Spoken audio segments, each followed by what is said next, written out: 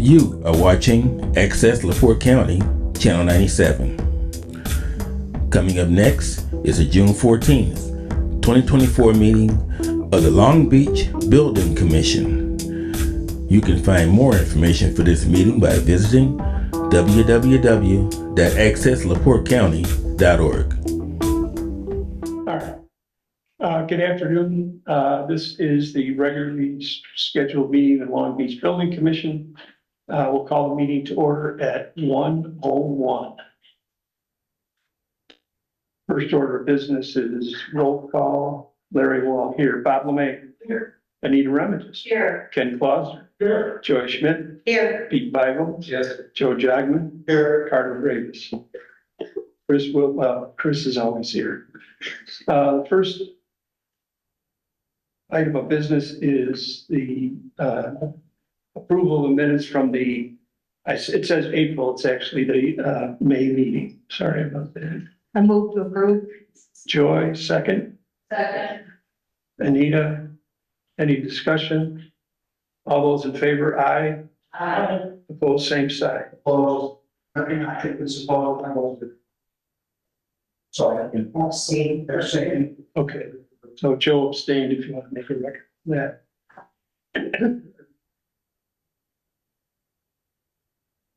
Next up is the commissioner's report. We have 35 in May, we have 35 permits with construction costs of $3,569, or sorry, $3,569,537, which generated fees of $34,710. We received 174 calls and permits and/or information requests. We host, well, I'll get into that next. Any questions on the commissioner's report? Old business, MS4. The only thing that really happened over that was we hosted, the town of Long Beach hosted the NICEWAG, which is the Northwestern Indiana Stormwater Advisory Group. It's actually counts for us as part of our permit for training and public education. So that was good. Coastal resiliency groups, I'm sorry. Coastal resiliency groups, there was nothing to report. The building department software training was resumed on a weekly basis. You know, we have a couple of people here, so before we get into these, rather than make them sit through all this, maybe we'll get you guys taken care of first, so you don't, unless you want to sit through 2 hours of, are you sure? Positive. We just The meter can't run that long. Okay. Can we just update and confirm that the council approved on second and final reading the MS4 ordinance too? So just let it. Oh, okay. I forgot to say that. Yeah, I'm sure you guys heard Chris, that we had as part of our permit, we had to adopt the town had to adopt a new ordinance that included all of the federal guidelines and state guidelines. So we took the Purdue University, their LTAP group, built an ordinance for towns like us, and we modified that and adopted it. We took options that were good for us. There were some options that we didn't want, and that was presented to the town council, and it was approved, which was also a requirement of our permit. It's a 5-year permit. It'll be up again in 2026, and we have some ongoing things that we have to do every year to maintain that permit.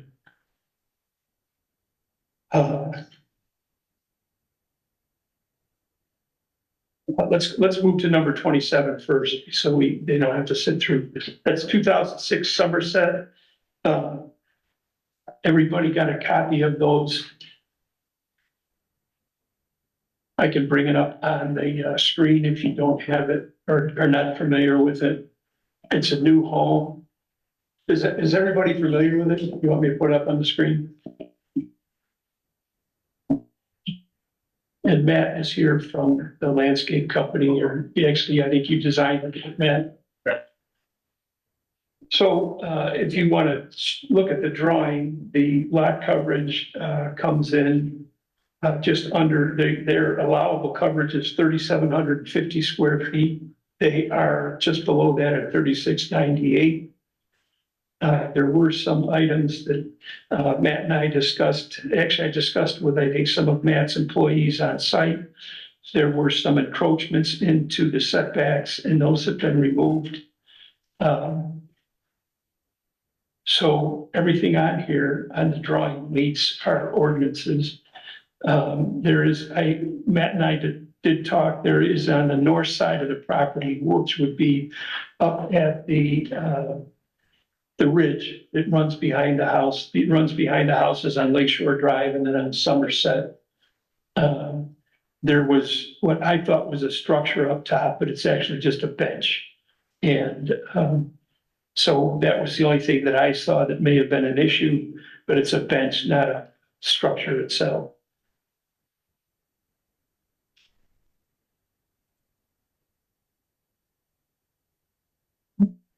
Anybody have any questions or any discussion on it? There's no issue with septic system.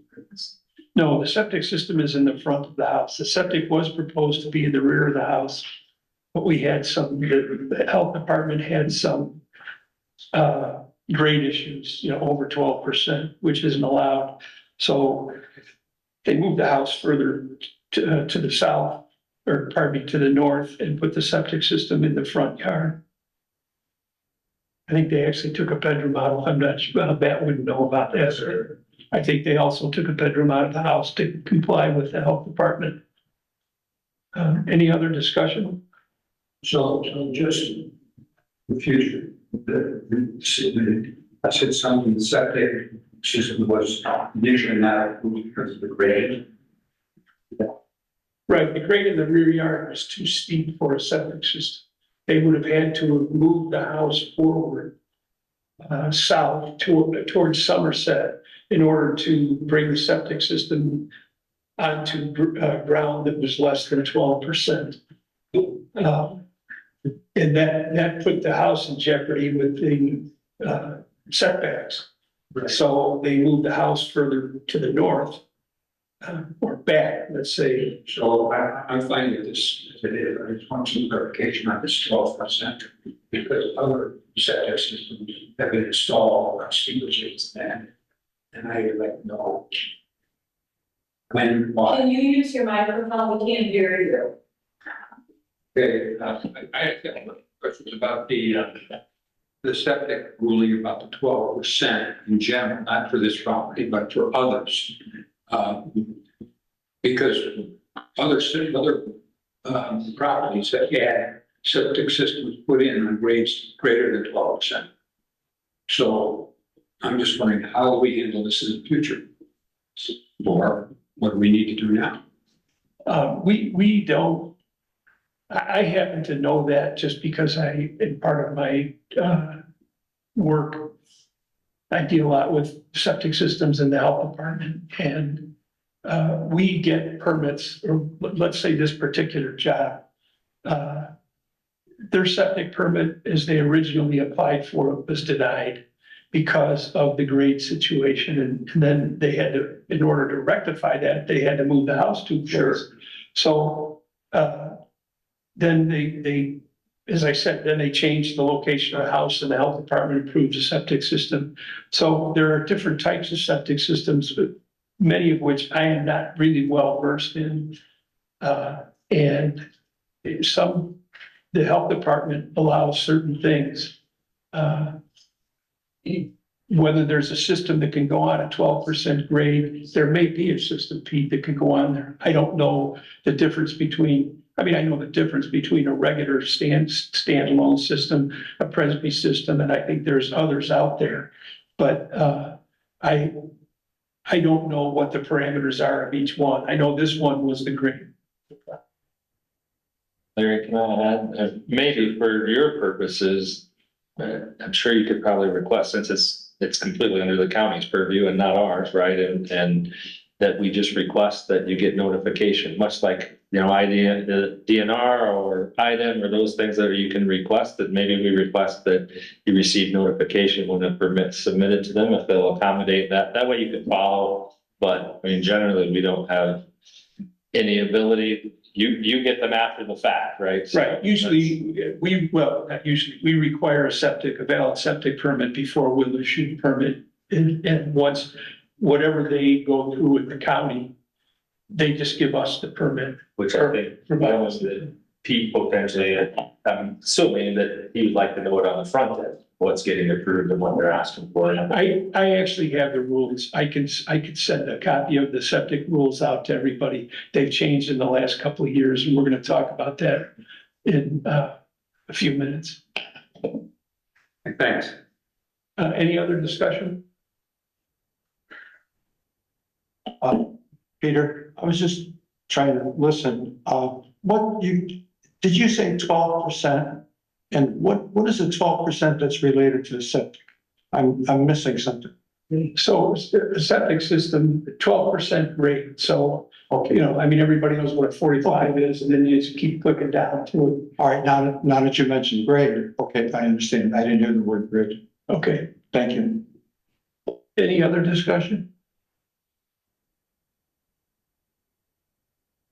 Move for approval. I'll make that motion. Pete, second. I'll second. Joy, any other discussion? All those in favor, aye. Opposed, same sign. Joe abstained. We're all set, man. Carter, you've had some conversation with Carter, so you could just call him and probably in the next, Friday, Monday, Tuesday, the permit will be ready, so you guys can get rolling. Appreciate it, brother. Sure. Sure you don't want to stay? Okay. Thanks. Over there here. Let's move to Judge Bergerson is here for 3007, that's number 15. Sure, you want to turn that on? Thank you, Sal. I think so. Michael Bergerson here on behalf of Chris and Kathy Bernicky, owners of 3007 Loma Portal.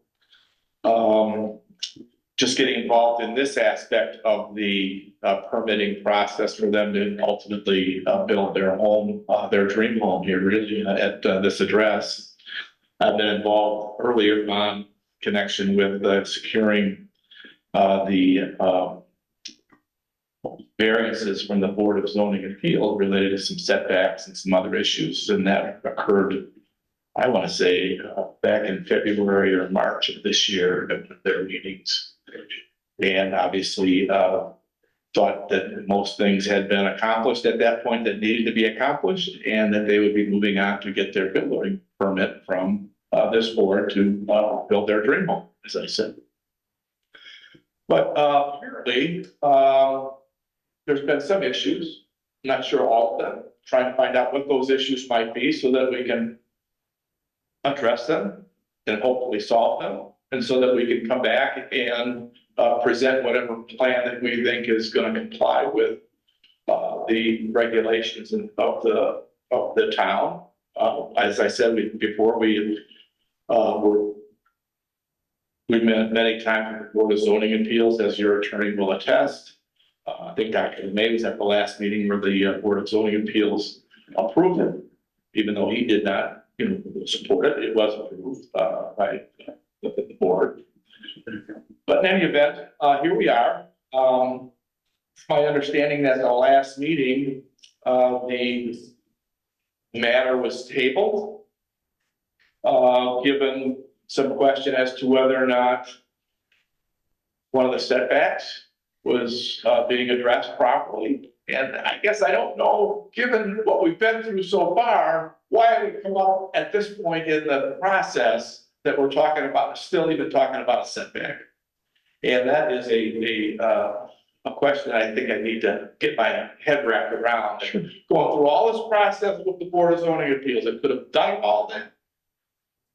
Here we are, and that may be something that, I don't know, need an answer, need to find out how to solve it. and move on, but just if you could, I mean, Sure. sense of cooperation and wanting to get the job done and, get that building there.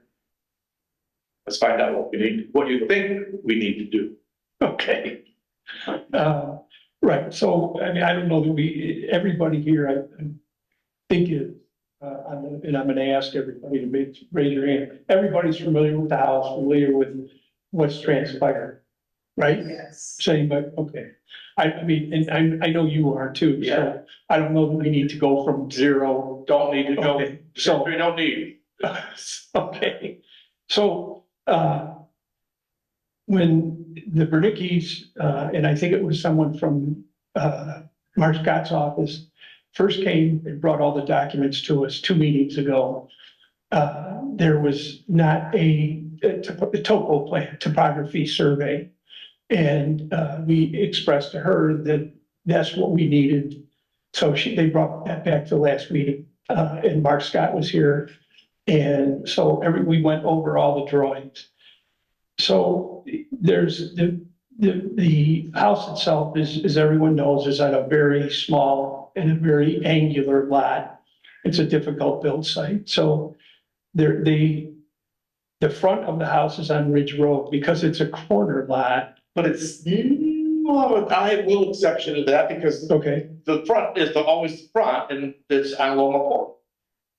right. It may appear as though it may be on Ridge Road, but So from the way we looked at it was, they said to us, here's the front of the house on Ridge Road. Then the setback in the rear, if that's the case, has to be 20 feet. So they got to the BZA when they first came. Mark called me, or I called Mark when I first saw the drawings. And they had the house close to where it is now. And I said, Mark, there's 2 setbacks here.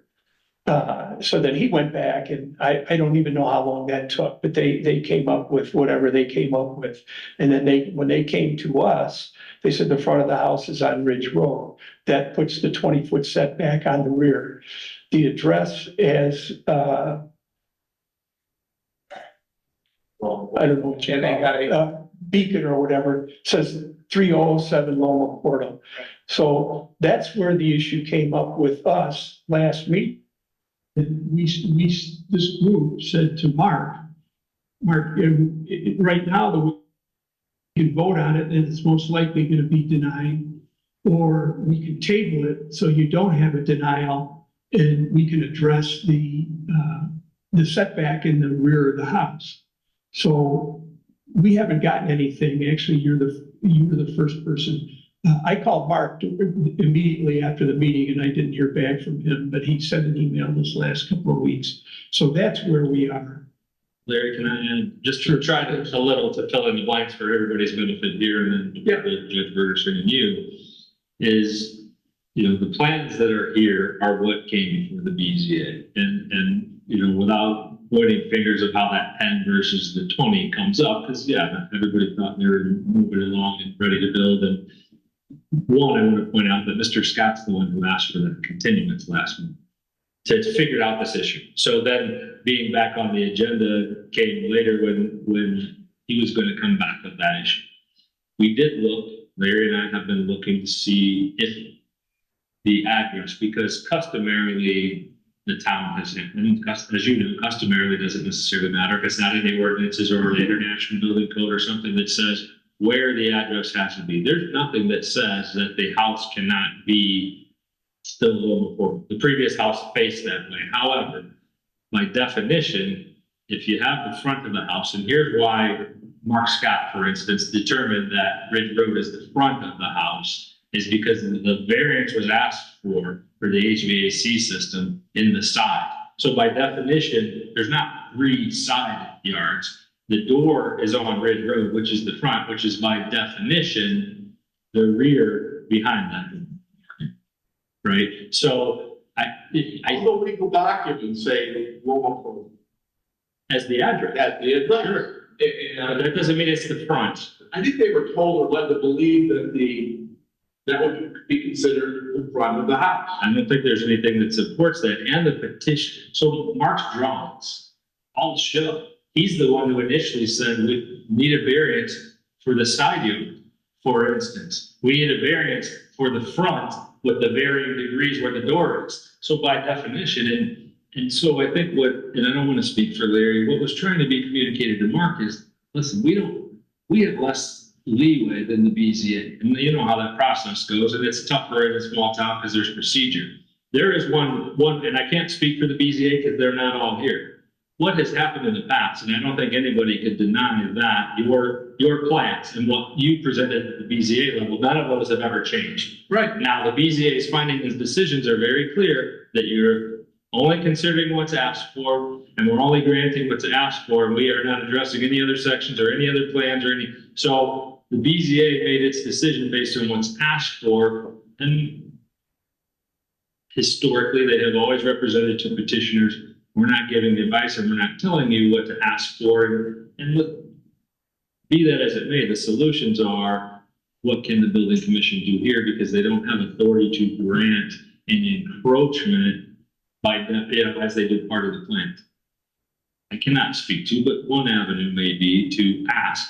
So I don't know if not it has happened, especially when petition isn't allowed, for instance, that maybe asking the BZA to reopen that public hearing and notifying just the adjoining to address that 20-foot variance, not re-noticing and not doing all those things, but to clear it up, because the problem, as Larry has indicated for the building commission, is right now we look at this and by definition, you can't turn the zoning and the setbacks on their head and say, all right, this is the door.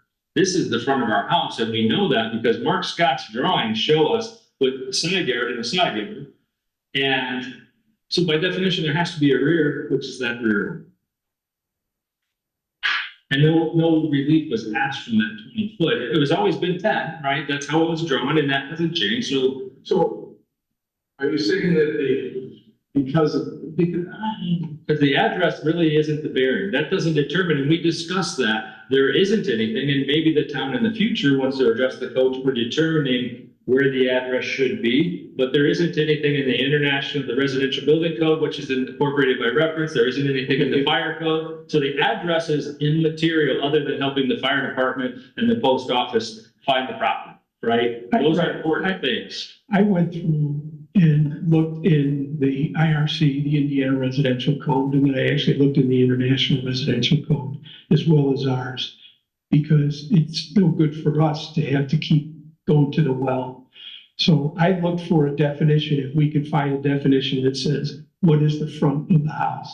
And I was dumbfounded that the town of Long Beach is the only place I could find anything that says front yard. And that's in the drawings of the setback. say, what would be the definition of the front? I mean, build it, so I can build Burgers. It could be anything. It could be on the other side. Theoretically, if they turn their house, flip their house around, Right. Well, they could theoretically say, let's move this house around this way, not that same. right, and that's the reason why we're using the front, because they told us that was the front of the house. They determine, and We get to tell them. you're not wrong, but then they may run into a problem with, they got a variance for a side setback, right? So they determined the front.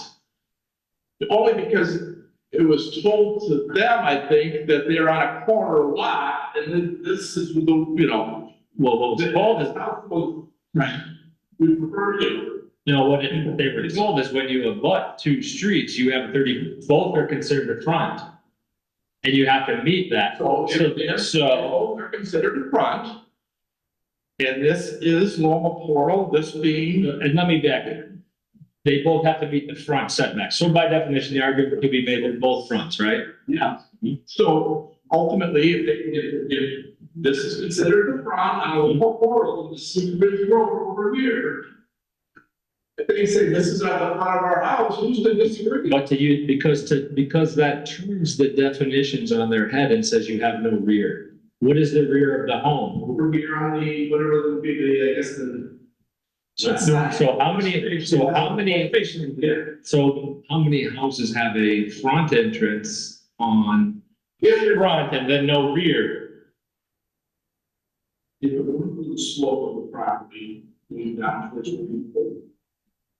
Would anyone say that they couldn't consider, that being the front, they could, essentially drive right into the, make an entry right on the wall, or the other house didn't face No, actually, the other house was on Ridge Road. Yeah. And that's what I'm saying, there seems to be, it's, when you say that there's no definition, it's up for grabs in terms of what you consider the front of a house as opposed to the side or the rear, whatever. That is when you get into terms like vagueness or whatever, that means arbitrary. From a legal point of view, vague means arbitrary. And it's not really the quicksand that you want to stand on. Right, and the reason that we use the front as Ridge Road is because they told us. It looks like it. I'm not here to deny that. I'm not here to deny reality or anything else. No, I understand, And we can all tell what the front, would look like, but. So I guess the resolution is, we have to find something that allows us to do that. To say that this isn't the front. You're saying, again, this being, if this is the front out here, Ridge Road. You're now saying the setback here in the rear of this house is about 20 feet. Is that right? No, so on a corner lot, Right, here's no matter what the address is, it's 30/30. Yeah. So, rear, I'm saying the rear. okay, so when they told us that the front of the house is on Ridge Road, that means the back of the house, which is the easiest way for me to look at it, is towards Larry and Martha Brown's house, is a 20-foot setback. Right. They're 10 foot into that setback. So that's why last month we said we need to have this. You guys need to look at it. You guys, meaning the Bernickes and Mark, need to look at it. And I guess, for lack of a better term, help us understand we're kind of a black and white group. So if you meet the rules, then it's fine for us. If you wouldn't meet them, And I think that would always be great when you say black and white rules, but here you have a definition of front and back and rear and side that is up for grabs.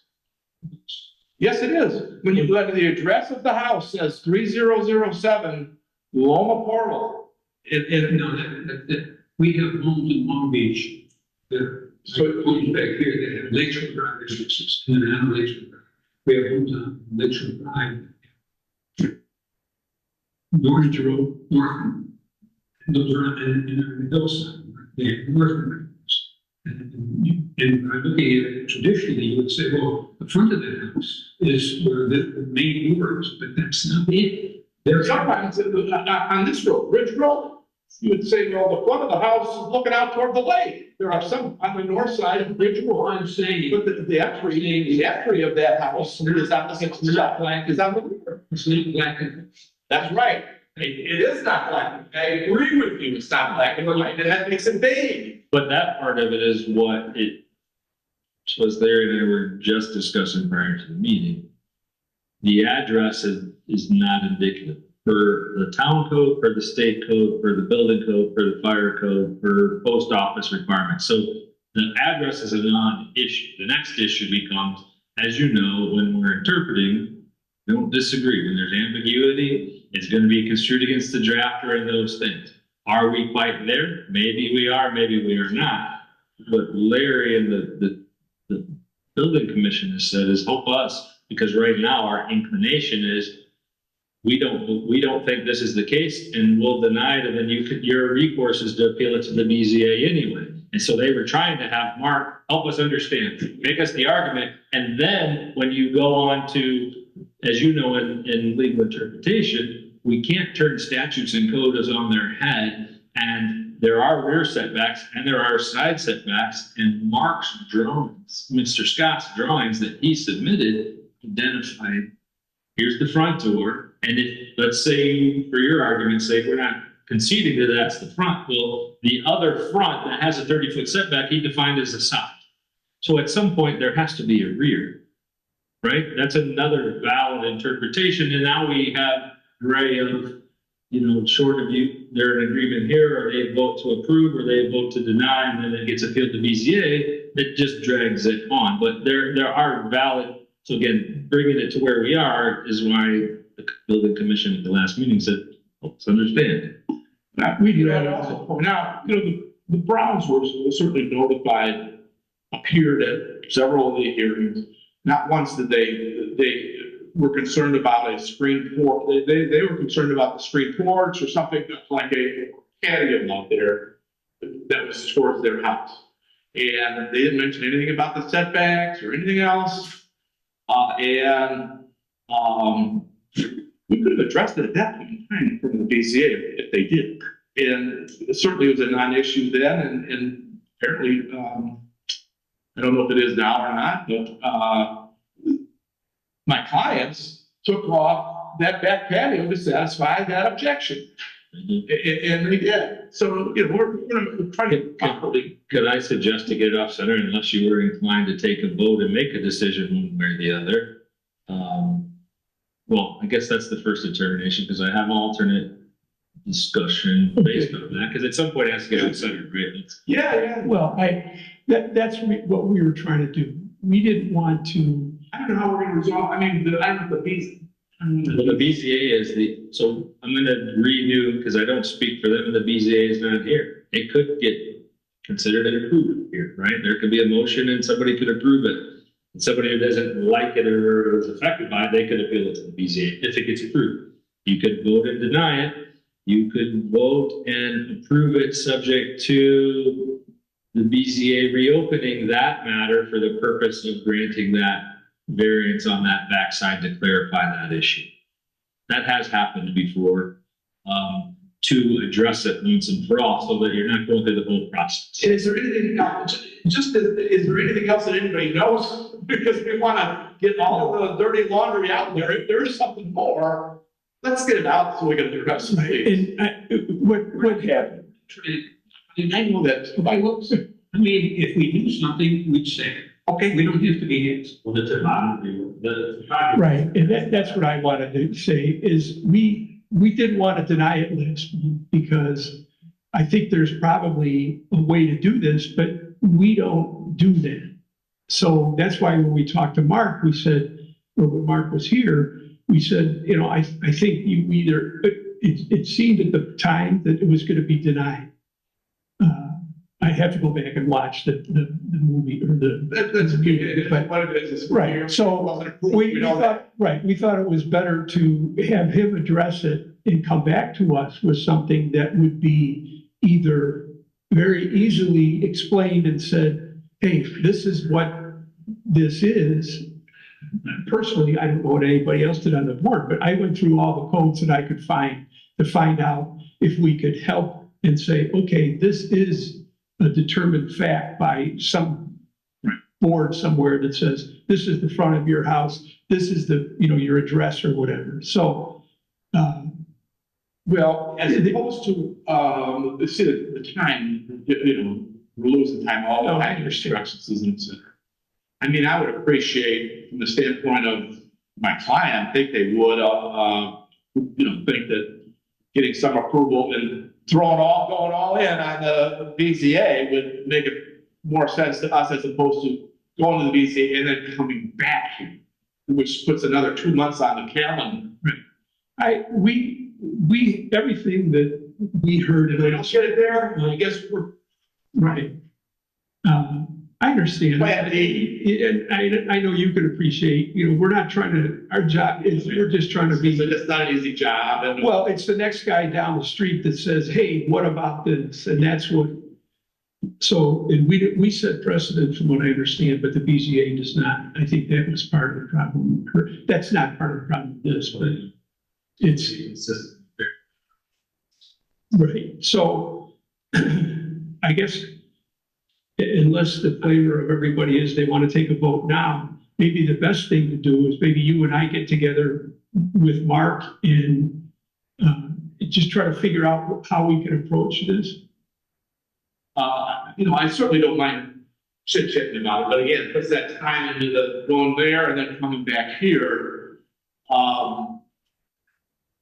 If we don't get it there, we're done anyway, right? But if we, Well, that's why I called Mark right after the meeting too. I wanted to go over this with him and try to see what they wanted to do. And I called him from the parking. you see the plans, everybody here is seeing the plans, they're not gonna, I don't think they're gonna materially change. If that says, you've got if they deny a 10-foot additional setback back there, that house would be like this thing. Yeah, No one built it. it's a difficult lot. I would appreciate if someone made a motion and they made a motion to approve subject to BZA and pick it over there. We'll take our chances and then it saves us a month or two to get this. So if you were inclined to do it, the only net effect is, and you don't have to, the only net effect is if the BZA doesn't approve a variance, then it's deemed denied. Your permit's denied and they don't have. So it just moves along. You're not required to do that, but that is just a compromise move to move it along. That's your call. Can I say something? Joe? I think, if they want to go back to the BZA, it's wonderful. And the BZA, by the way, does not suggest what variances you should come to us. You come to a variance and they vote on the variance that you bring. They don't say, oh, by the way, there's another problem. The BZA doesn't do it. That's number one. Number two, I think they could go back to the BZA. It's their discretion. And no, I don't believe, I never have believe in, what if this happens, then we approve something. I don't think that's proper. But what we could do is say, okay, you get your approval, you come back, we set a different date, a special date, just to discuss this. I think that's feasible, but not to say when the BZA does something, we're going to do something. Okay, I don't think we should be bound. Joy?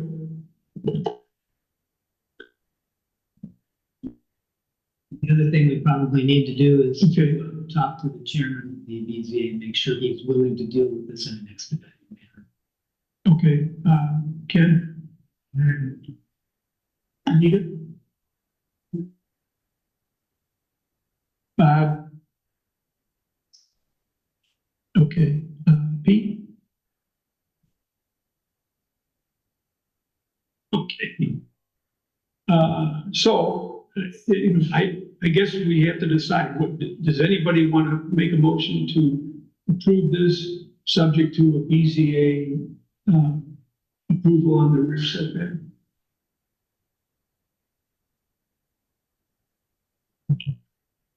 Harvey? It is, absolutely. I appreciate it. Is there a second?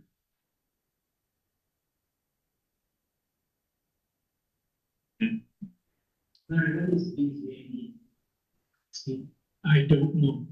I just got something from you. So, what I would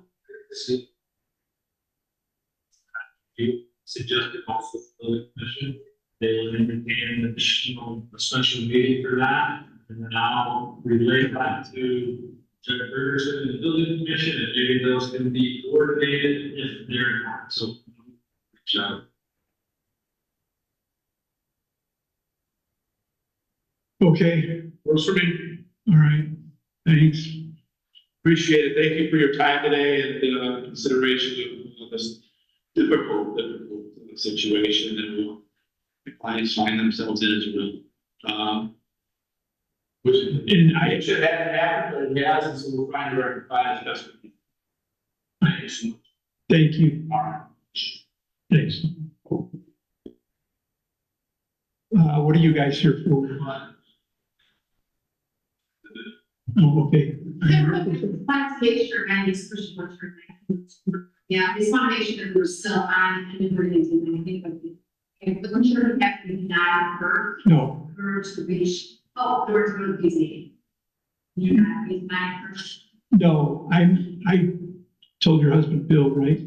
Yeah, I talked to him after I talked to you. I'm gonna take it off of this.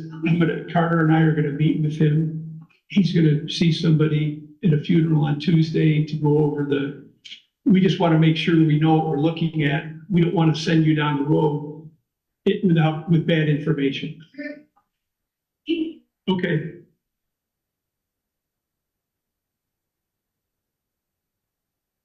Okay, now I lost. We are at number 10, dumpster ordinance. You're not here for anything specifically? Okay, all right. I just didn't want you to have to wait so the dumpster ordinance, everybody should have gotten copies and had an opportunity to give Pete some input on it.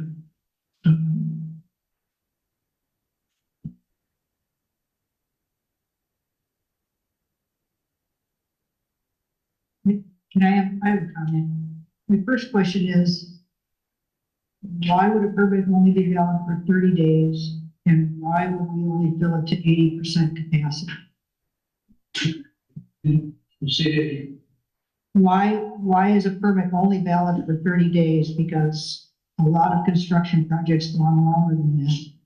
And why would we only allow them to fill it to 80% capacity?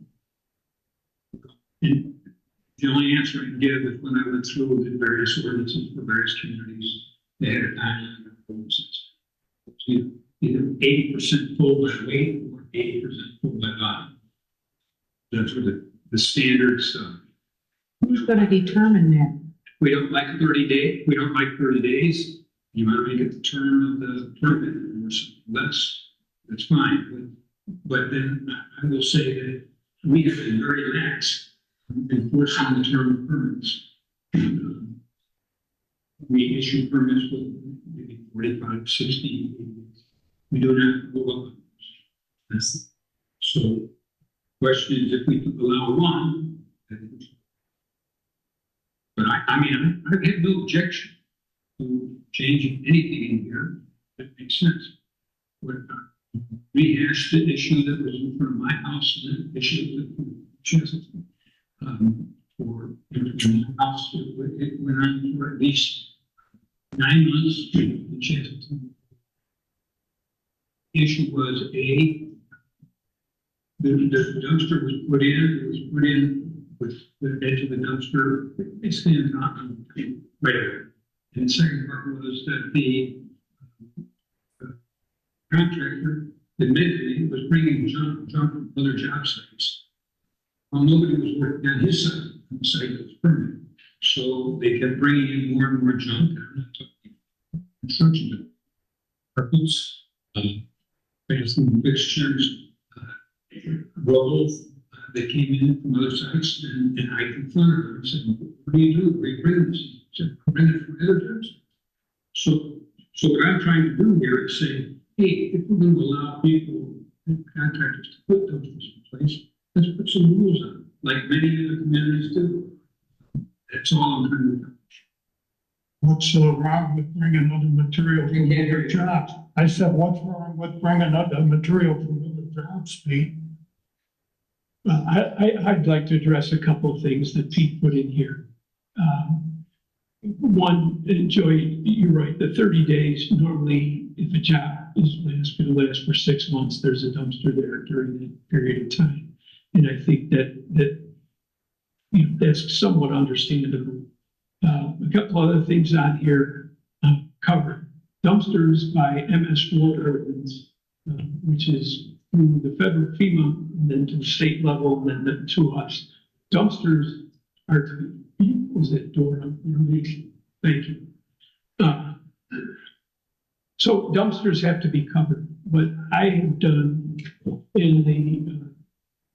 just in my capacity as a building commissioner, is I have said to builders that I stop and see, I haven't talked to Carter about this, is I tell them, look, if your dumpster is below the lid level, you have to cover it every weekends. I don't want stuff blowing out all over the place. We could enforce that a dumpster has to be covered. That's actually a law right now.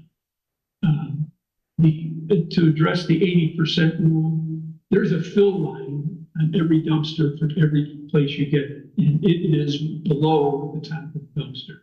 Contractors being what they are, and I'm one, trying to take advantage of filling them up to the top. Ken, you had a point about what's wrong with putting a dumpster on some lot or somebody's house and filling it up with other people's debris. That in my business is definitely a no-no. I wouldn't want my neighbor, which is what happened to Pete, I wouldn't want my neighbor to be doing a bathroom that's gonna last for 3 weeks and have a dumpster in their yard for a year because that contractor is using it throughout the whole time. And that's actually what happened on Pete Street, which got Pete involved in this. A dumpster should be site specific. Our town isn't a garbage dump. I'm just giving you my opinion. Our town isn't a garbage dump. I don't use dumpsters in my business, and there's 2 reasons why I don't use dumpsters.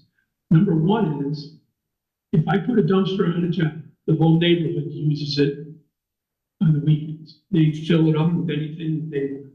So we don't do that anymore. We actually purchased dump trucks and we use those, and we cover those dump trucks on weekends. The other problem with using dumpsters is there is usually, depending on how you have your account, there's a 10-day, usually they start charging you after 10 days. Some companies don't do that if you're a pretty good customer. I had a dumpster at my office for the last year that we just throw stuff outside of other jobs. But I personally think that we shouldn't allow dumpsters to be used as community job dumpsters. That's not the kind of town. From a duration standpoint, they should be empty when they're full. In this particular instance, as Pete's talking about, I had conversations with the contractor twice, and he actually admitted that he was using that dumpster for jobs that he wasn't even doing in Long Beach. He was doing in other towns. And it's cheaper for him to just leave a dumpster and not put a dumpster. A 30-yard dumpster costs anywhere from $600 to $800 to dump. This is not something that is extraordinary. We've had 2 instances in the last year where dumpster people have damaged the street. And that's actually not on the contractor, that's the dumpster company. But most contractors sign a waiver for that when you get a dumpster from a dumpster company. So I don't think this ordinance is extraordinary by any means. I think that the 30 days I think is tough. I also think that the 15 feet from the town right of way, the 15 feet, and everybody should understand this. So most people that are not either in construction or government don't understand that the street where the asphalt ends is not their lot. Their lot is their lot line, and then there's a setback from that lot line. So quite often on Lakeshore Drive, on the north side of Lakeshore Drive, there's about from the edge of the pavement to their lot line is anywhere from 5 to 7 feet. Then their lot begins. So that would be pretty tough to say that we have to be 15 feet from the town right? But I certainly think that they should be off the road, and the bond for dumpster, I'm not sure if that should come from a contractor or it should come from the dumpster company. If we force the dumpster company for a bond, they may stop delivering. I don't really know, but I think it's probably worth looking into. I have the ordinance up on the screen too, if anybody needs it. So I don't know if you want to go around and talk about this. Yeah, I think the timetable, the 30 days or whatever, there should be some questions about it. But the first question I have is that who evaluates this ordinance? Is this going to be an inspector? Is this going to be the police? Or who actually looks at this ordinance? I think it's probably gonna be harder. Probably Kurt, okay? Is that the way it works? Okay, because what I would think that, you know, a number, 30 days, 45 days, whatever would be approved. And then if you guys are doing it, with your discussion, you realize that, hey, it's not consistent right now. They need a little more time, then you guys could give them more time. But I think to start with the time, I think would be reasonable. And then with you guys helping out and evaluating, just so they know that somebody's there. Let's move the job along. Thank you.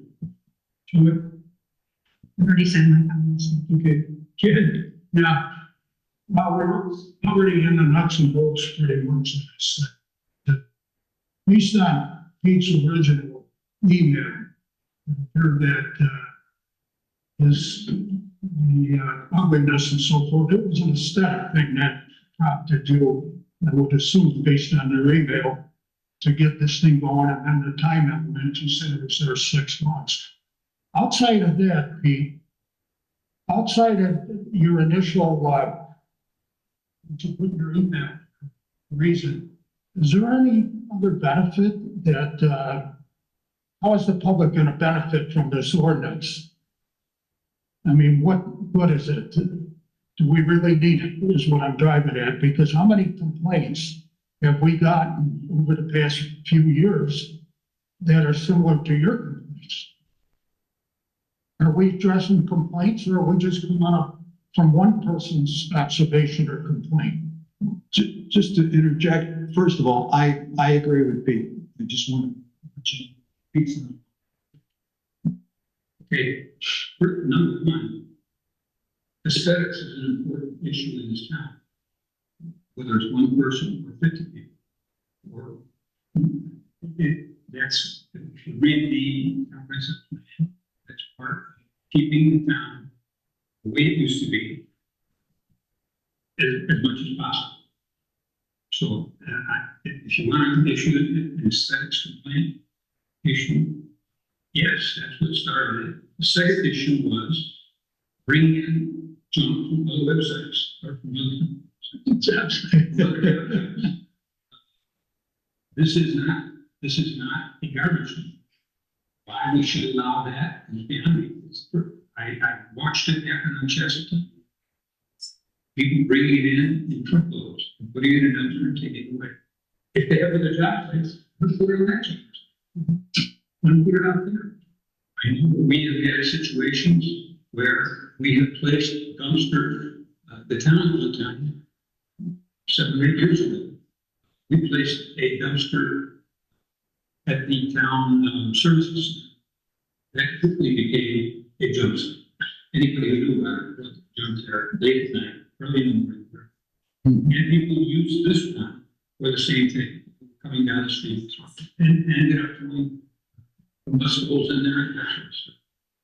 So, and the third issue is the issue of safety. This, people need to walk along here. People need to drive. Anyway, it's not just people who put bushes in. It's for people who avoid problems on the roadway. And it was right on the roadway in front of my house. And the same thing was true in Chester.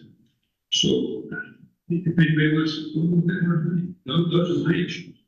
Once again, the issues that I put in here, the way I wrote this was trying to give a flavor to all the different things that different communities had put in their ordinances. And we have the opportunity to say, as it sounds like we're going to do, with the time to change the language. So I tried to give a broad picture here of the different issues that are.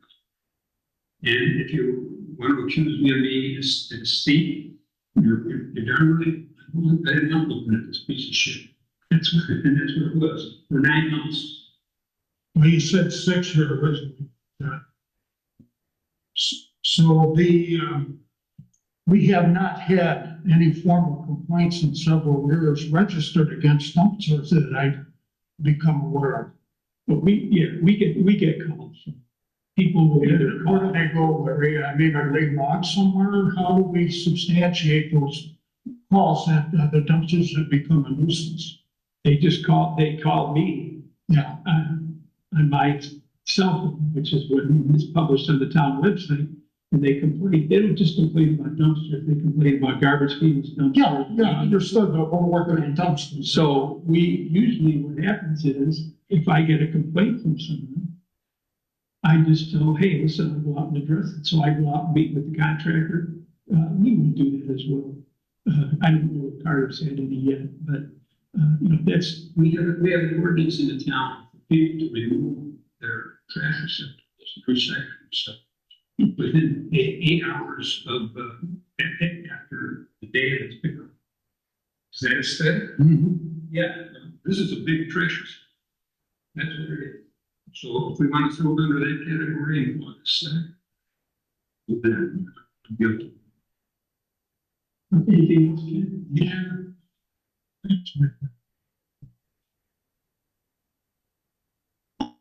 Okay, we're damage to the roadway. And there's an issue, that issue of point about bond and so forth. I checked with my agent about a bond for this application.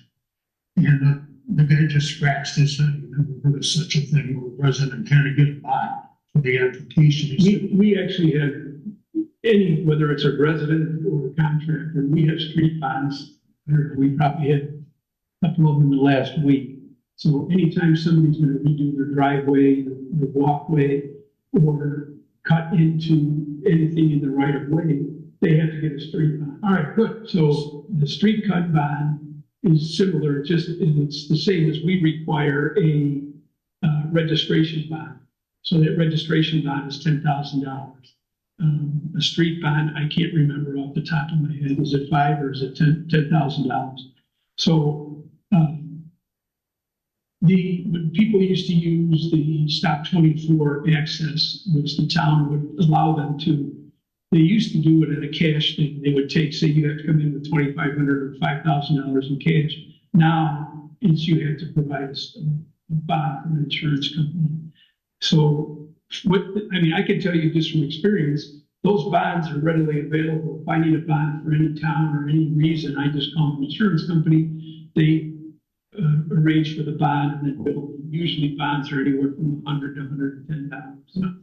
So if, I don't know how that would affect this ordinance. I would certainly want to talk to one of the insurance companies and find out if you can just get a bond, or can we say, if we were going to do this ordinance, can we say, if you are going to register and you're contemplating doing dumpsters, you need your regular registration bond, and you're going to need a $5,000 street bond, road bond. So the homeowner themselves don't actually do the damage, it's the dumpster vendor. Right. Agree? Okay, so the dumpster vendor is registering in the city, the town. They are supposed to have, right? Dumpster, actually, garbage companies and dumpster people don't register in the town. Right, well then why don't we start there making the dumpster vendors legitimate business? That can be researched. Register in the town, present the bond for roadway damage. What happens, it's the same. Roadway damage. Sure, I'll address that as well. It's the same thing with a concrete company. Concrete trucks, as everybody knows what a concrete truck looks like. A concrete truck has a maximum of 10 yards. Most of them will only go 9 yards of concrete. 9 yards of concrete, well, let's just say 10 yards. 10 yards of concrete is 10 yards of concrete is 35,000 pounds. So those trucks weigh anywhere from 70 to 90,000 pounds. So when you order concrete, I don't care who you are. I don't care if you're Walsh from Chicago or you're the smallest guy in town of Michigan City that pours concrete. You sign off when you get concrete delivered that you're signing off if they do any damage that you're responsible. So I would suggest to you, I think that's a good idea. Somebody should talk to the dumpster companies, but they'll do the same thing that the concrete companies do. They will make whoever orders that dumpster sign off on road damage. I would suggest to you that that's probably what they would do. And it would hold true for excavators that were very plows and, Absolutely. Anyone who, excavators are registered here. They are, we had an instance right down the block. Mark Swisnick called me, it was last year. And the pool, somebody was putting a pool in. Well, they ended up damaging the whole corner of the street. And when I went and took pictures and sent them off to the pool people, they said, oh, that wasn't us, that was somebody else. And I think Tom Davis got involved, not Tom Davis, Tom Dolph got involved, but it was the same thing. I think they determined it was the concrete supplier. Or, I'm sorry, not the concrete supplier, it was somebody who dropped off the rental equipment. Well, they're responsible. I don't really know what happened with that particular instance, but yes, anybody that does damage to the roads is responsible. The bond just makes sure that the town would get paid if they do something. well, that's our principal concern for damage to city property. Like was if they backed into a hydrant or something. So, Right. okay. So I think that's an important issue that should be put in there. If we're gonna put any ordinance together, that should be paramount. And our property is protected, public property is protected. We being timber, and the timber being truck rent. And dumpster. Does that sound viable? It sounds viable if they'll do it. As I suggested to you, I think what's probably going to happen is the dumpster company is going to say, we don't deliver to Long Beach anymore. And the same thing happens with concrete companies. If you went to a concrete company and said, you have to post a road bond to deliver concrete in Long Beach, they'll say, okay, we're not going to deliver concrete in Long Beach. So what they do is they pass that to the people that order that concrete, or that people, I'm not saying that it's wrong, Ken, but what I'm suggesting to you is this isn't a new thing, you know? I mean, in the construction business, damaging roads, it's just like lipstick. If I cut their line, I'm responsible for it if I didn't call for locate. So, you know, I agree with your discussion about getting a hold, somebody needs to get a hold of the dumpster companies and find out if they will provide a bond for road damage. Yeah. And you yourself as a contractor, how do you deal with that? You don't tell people we're not going to beach it there. That's why I don't use dumpsters. I use dump trucks. Yeah, but I'm talking about avoiding excavating the road and tears up the asphalt. Well, that's very true. If I damage the road, I call Tom Dolph and I say, Tom, will you come and look at this and let me know what we need to do? Tom will either tell me, you get somebody to fix it, or we'll fix it and we'll charge you X dollars. The last time I did anything with road damage was in Stop 30, the house just 2968 Lakeshore Drive. We damaged some road there. But that's what I have insurance for. And that's liability insurance. That's correct. So, I mean, if somebody wants to call the dumpster companies, I'm all for it.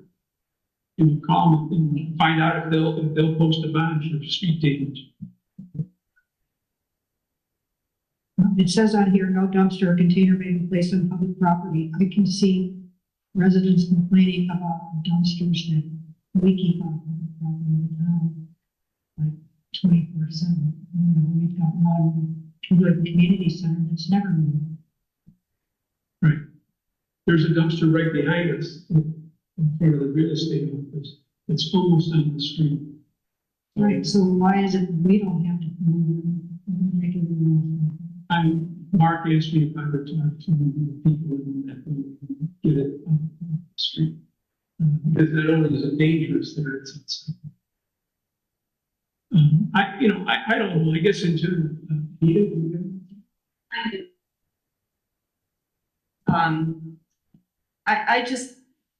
I can see how we want to keep the aesthetics of our town, but I just look at this as being overly broad, overly restrictive, It's giving more work to the building inspector and to our building commissioner.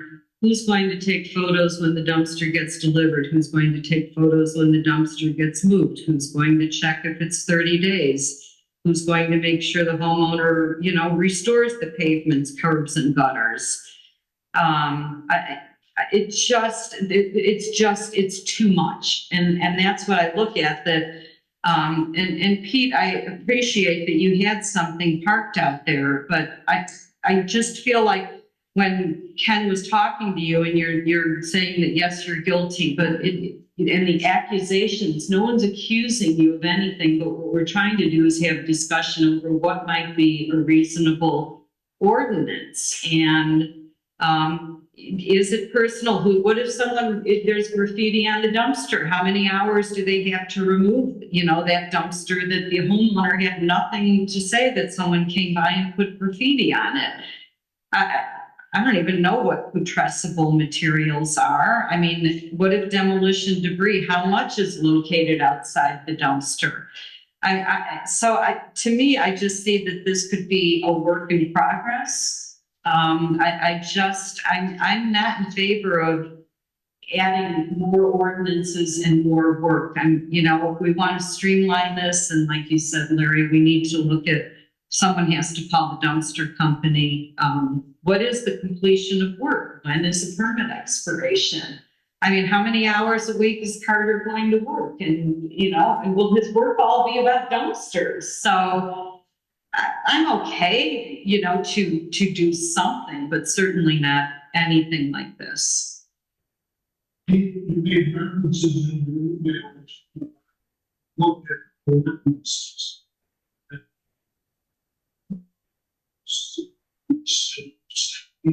References that people actually naturally is learned.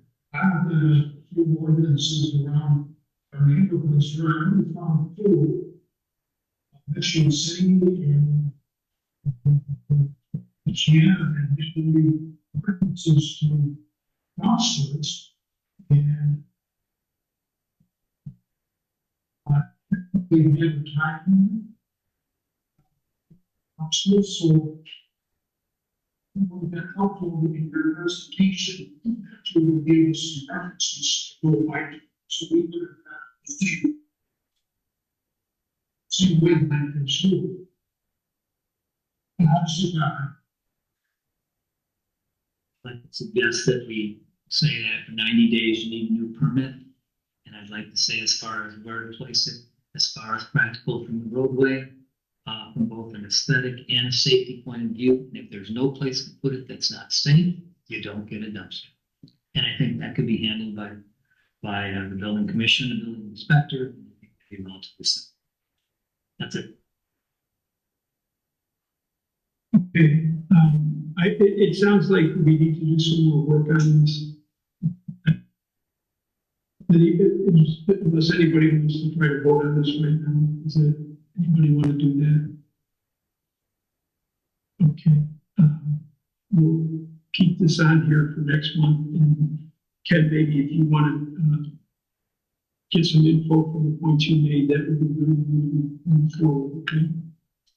Next up is the definition of grandfathering. Look, I'm sorry, Pete. If anybody wants to look at examples of communities, you can look up on the website from legal.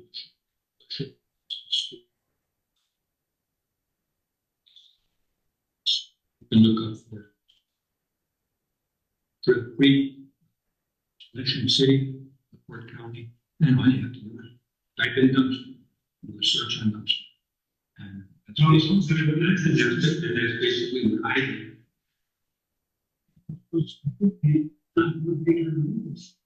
Sorry? I say the ones that would interest us the most would be our reviews. Yeah, it's odd because when this came up about 2 weeks ago, people on the Dune Beach board called and wanted to know if we had something. I told them we were working on it. This isn't just in the Long Beach, it's a problem everywhere. But we'll keep this on our list. And next up is the grandfather definition. I haven't really done anything with it. I know Pete did some research and, I'll let Pete go ahead. Well, I passed it out to everybody, comments, got none. So I don't know if anybody wants to ask a question about it. The grandfather designation, we've had some issues here. When topics come up, particularly as it applies to setbacks and volumes of homes, coverage. The basic designation of grandfather is that if the property, the structure was built legally, when it was built, then it is grandfather. And that's the topic. Everybody wants to discuss the specific issues. The reason it's so lengthy is that no matter what we do, we don't make it lengthy and make it very specific, somebody will find a loophole. We come back and say, does this apply or is that? So if anybody has any additional content that they would like to put in here, this is the time to do it. And I did not include other communities' grandfathers definitions. This was a summary of designations. Couple of things, Pete. Number one, you guys probably would understand. I'm not good with writing. I like to talk, but I'm not very good at writing. So therefore, that's why number one, it wasn't an insult to you that I wasn't interested. It's just that my ability to possibly communicate. That's number one, whatever it is. But number two is there right now in the town, is there a definition exactly of what grandfather is? Do we have a definition in any place? No. And, okay, and yet we still, I think there's a need for a definition someplace, because just like that, the situation you just had with this fellow about the front door and et cetera, there's helpful with the definition. But how to create a definition for grandfather sounds like maybe we don't have one because it's a difficult process. The one area that has come up before us in several different scenarios is the issue of when somebody demolishes a home or when the fire destroys a part of the home. The issue of grandfathering comes up. Is it 50%? Is it something this? And then the second portion of that is, well, who decides what the maximum amount of coverage is? Because at some point in time, as we indicated, and we started the issue with the Ridge Road property that we've discussed here, that property was totally destroyed or demolished, whatever the favorable term is, before any idea of what was going to be put on that. And that then became more of a problem. That we ended up with a home that had to go to the BMA. So grandfathering covers a couple of issues, as I say, that we've been faced with before, and really never came up with an answer. Basically, just put it away. So this is an attempt, and the attempt here is to try to protect those people who have a grandfather, a legitimate grandfather. We go about handling that. It's not an attempt. There are many things in here that protect what the grandfather situation is, but we need to have a clear definition of it. As I say, for certain applications, one of which is like the Ridge Road property, as well as other homes that were destroyed by fire. Do they then become grandfathered as to what? And one where it was a footprint issue, remember that? The place was totally destroyed because there were a few stakes on the ground. We then built it just the way it was before. It was totally in violation. Side setbacks, for example. So that's what we're trying to address here. I'm trying to address for everything. Joy?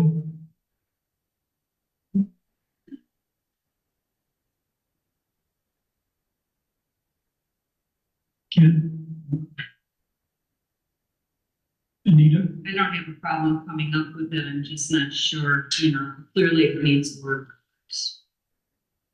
Clearly what? Clearly, this needs work, what has been written there, but I don't have a problem coming up with a definition of it, but I don't think this is ready to go. Okay, what would you suggest? Pete,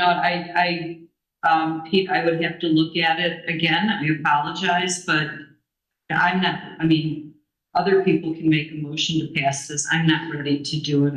I apologize. Thanks, Anita. Bob?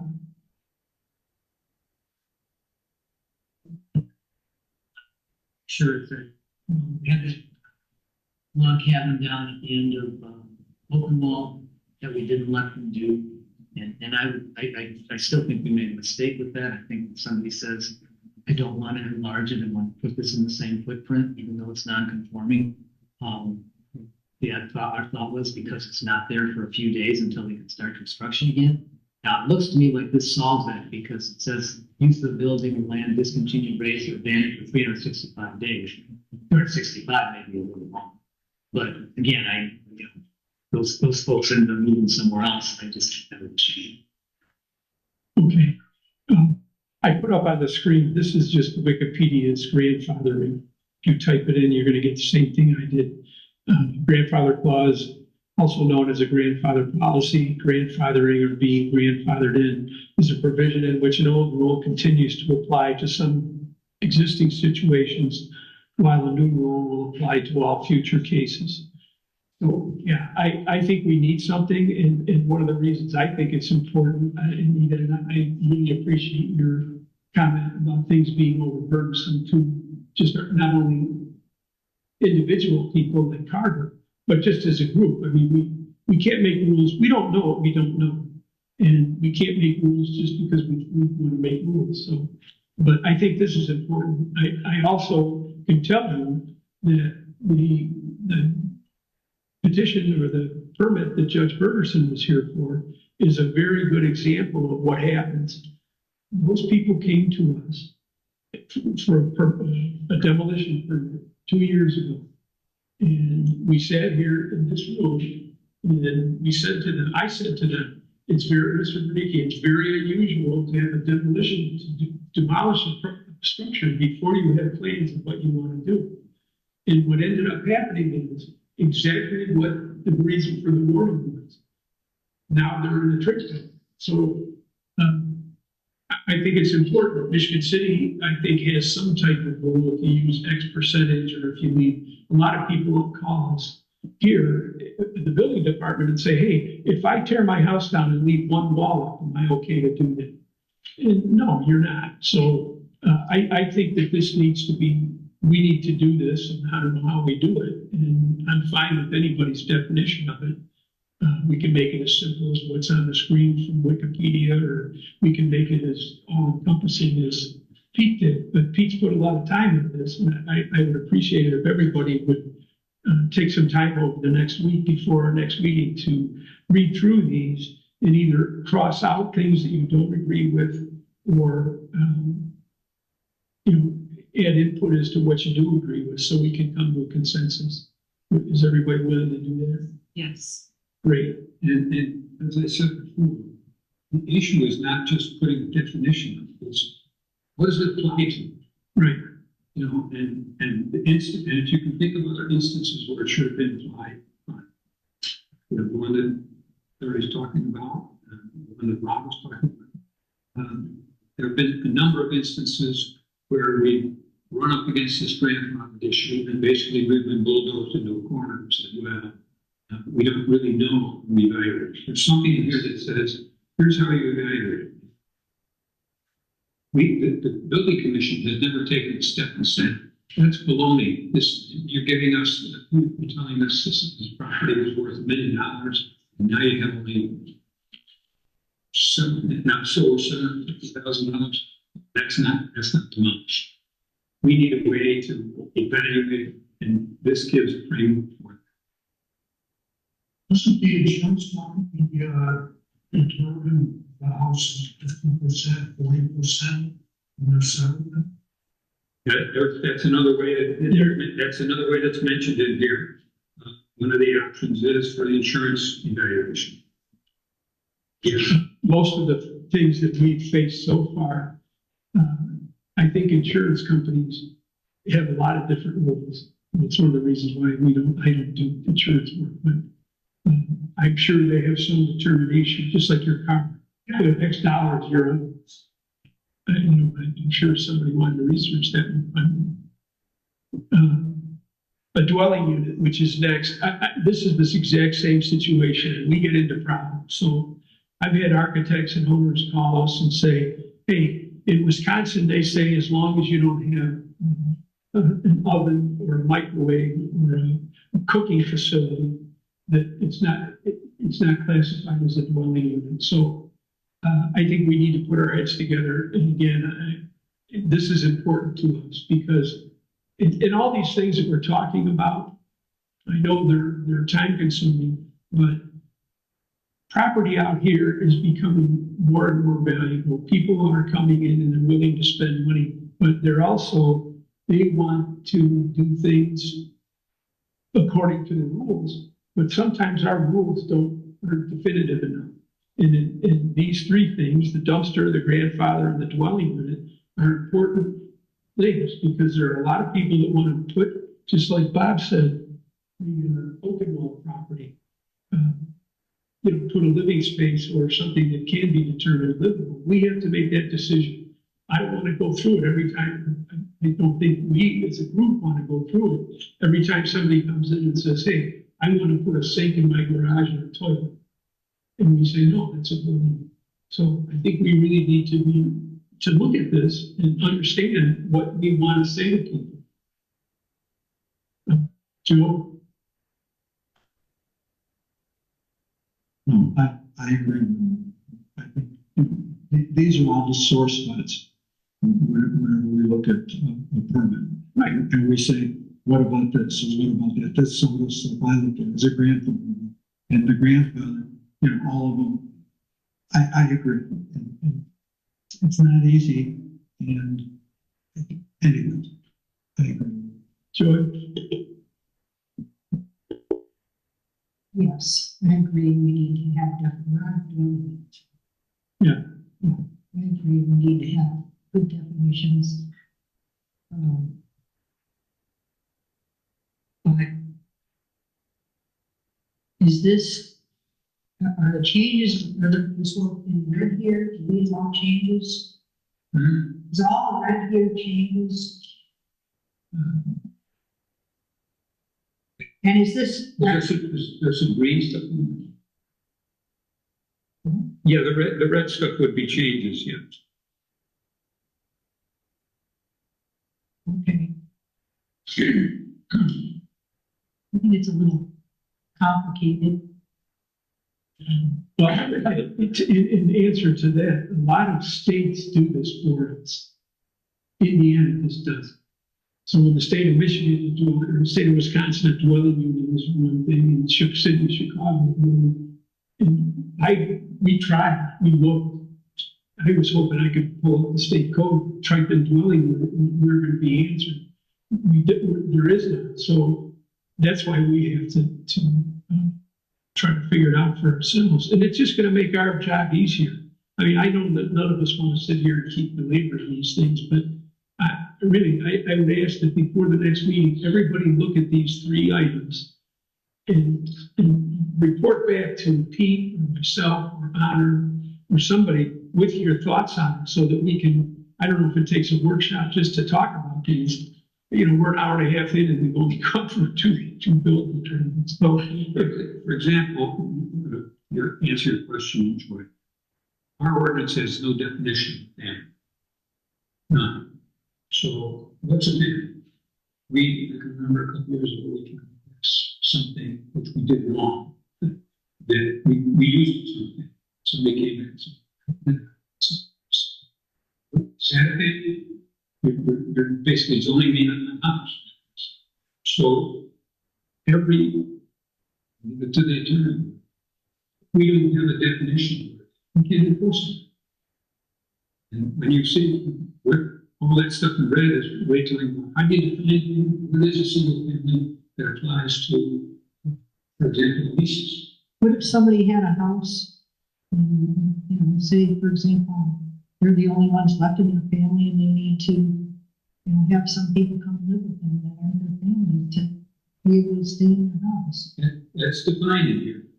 What Because if there's more than three? right? What if there's more than three? It says you can only have three. Yeah, but that's the kind of discussion we need to have. Okay.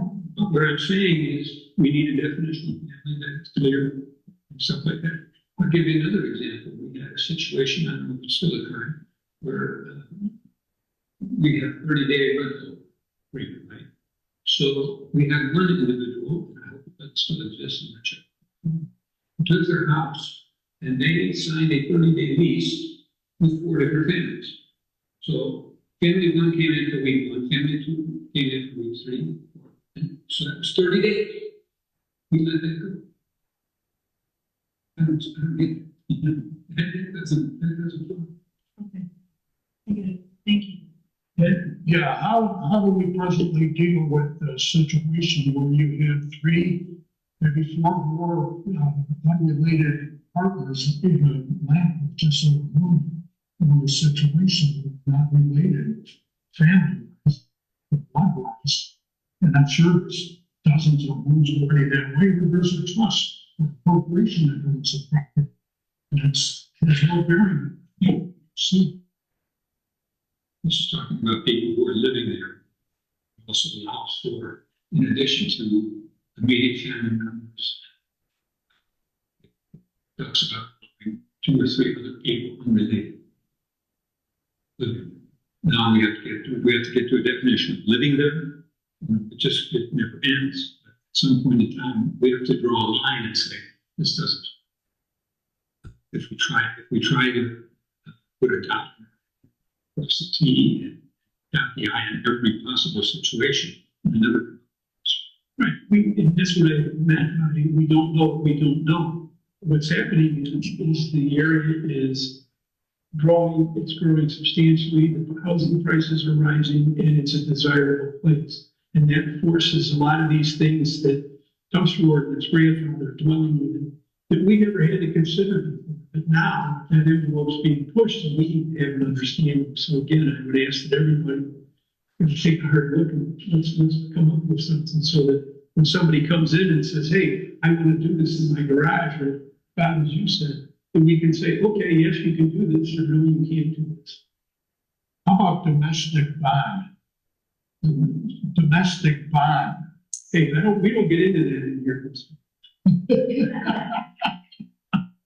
Well, I don't want to offend anybody, but, I mean, did somebody that wrote this understand what a domestic bond is? There a definition? I guess it is, but, If you look at some of the definitions of domestic bond, and as part of the definition here, it talks about a family unit that exists and uses the property and has, for example, access to all elements of cooking facilities, bathing facilities, all that stuff, which is trying to get at the idea of having multiple roommates, multiple rooms, but only certain people have access to certain parts. In other words, you rent out a room, but they can't use the bathroom, they can't use the kitchen. So domestic, you're right, it get complicated. That's why we try to go through this and say, well, what's the possible situation that we're running into here? With?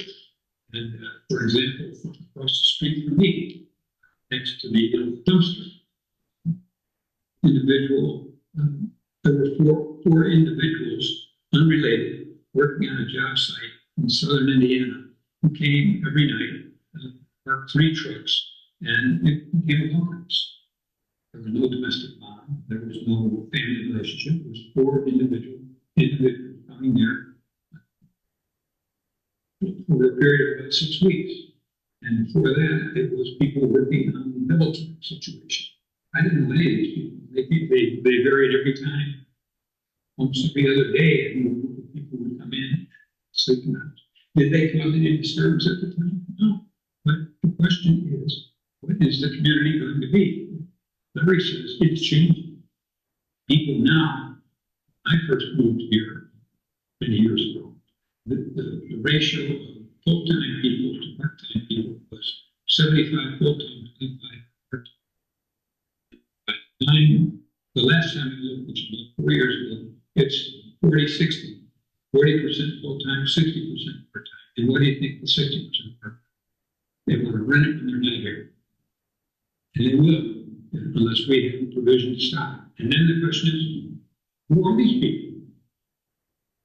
We could ask on the lease that we have a list of names of everybody who's going to be in that. Some communities do that. That's another issue. I have to do that when we rent a place in Florida. That's why I never invite any of you guys. Okay, Becky.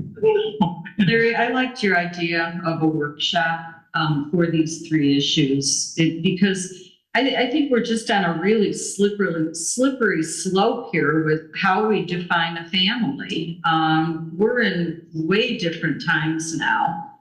I'm probably hard put to figure out what the definition of a family is. I'm 70 years old. What if someone does have to come and take care of me? It came up at our recent council meeting, and I think JD said that there's an ordinance, or if I recall, he said, 2 people to a bedroom. So if you file a lease with the clerk's office, all those people need to have their name on the lease, the 2 people to a bedroom. Who is going to be checking these homes to see who's there? And again, it gets personal where we talk about bunkhouses. I'm not sure how many people in Long Beach rent the homes. I know Bob's town council came up with a great idea that Mark Swistek still works on, where we have a company that looks at Airbnb and Vrbo and other places. I think that we need to be careful about being too restrictive, and we need to stick to what we need to, what do we need to actually define. And I just don't know who, again, is going to drive around and say, I don't have a problem if a family rents a home for a month and they divide it among themselves. They're a family. That's what a family is. Maybe they can only do it that way. So this ordinance provides for. No, I understand, but I'm just saying, I think that we need to be careful and not be too restrictive and kind of stick to what exactly it is that we need to answer. Any idea we come up with that's going to have to go to the advisory plan commission? Or should go to the advisory commission? Yeah. But I think perhaps the wiser move would be, we've discussed all these issues with this. My thought is we send these sample ordinances to them. They can look at the discussion we had, see what the building commission thinks about these things, because the bottom line is they're going to decide what's in this ordinance, what these 3 ordinances and what isn't. So, for us to beat our heads against the wall trying to make this perfect and then have them change everything, that seems like an exercise in futility to me. So I guess my thought is send it to the APC, let them look at this discussion we had, and let them come up with a plan. And they'll make our attorney. Anyway. My only comment is on that, since I'm chairing APC, it would be nice to have the, as close as you can get. I mean, you went through that, Bob, with the shoreline protection. I mean, where we worked on it, and then it went to council and got changed. But as the APC chair, I'd like to see at least your comments on this. Thank you, Larry, for saying get comments back within 7 days, and let's see where the building commission would like to see it. I think I don't know who to do it, but Chris can tell us how you have a workshop. I think that's a good idea. Next up is septic components and setbacks. This was actually decided for us. Chris, you wait. Chris checked with the county through the APC. Anita had called me when the APC was talking about it, so I jumped on it. But the state passed a law in 2020, it took effect in 2021 or 2022, and another one in 2023. I think they were both in July. And basically what the state said is no municipality, no health department, no anybody can be more restrictive than the state health department code. And the state health department code, as we all know and have seen, is a septic system and or components can be no closer than 5 foot to a property line and no closer than 10 foot to a structure.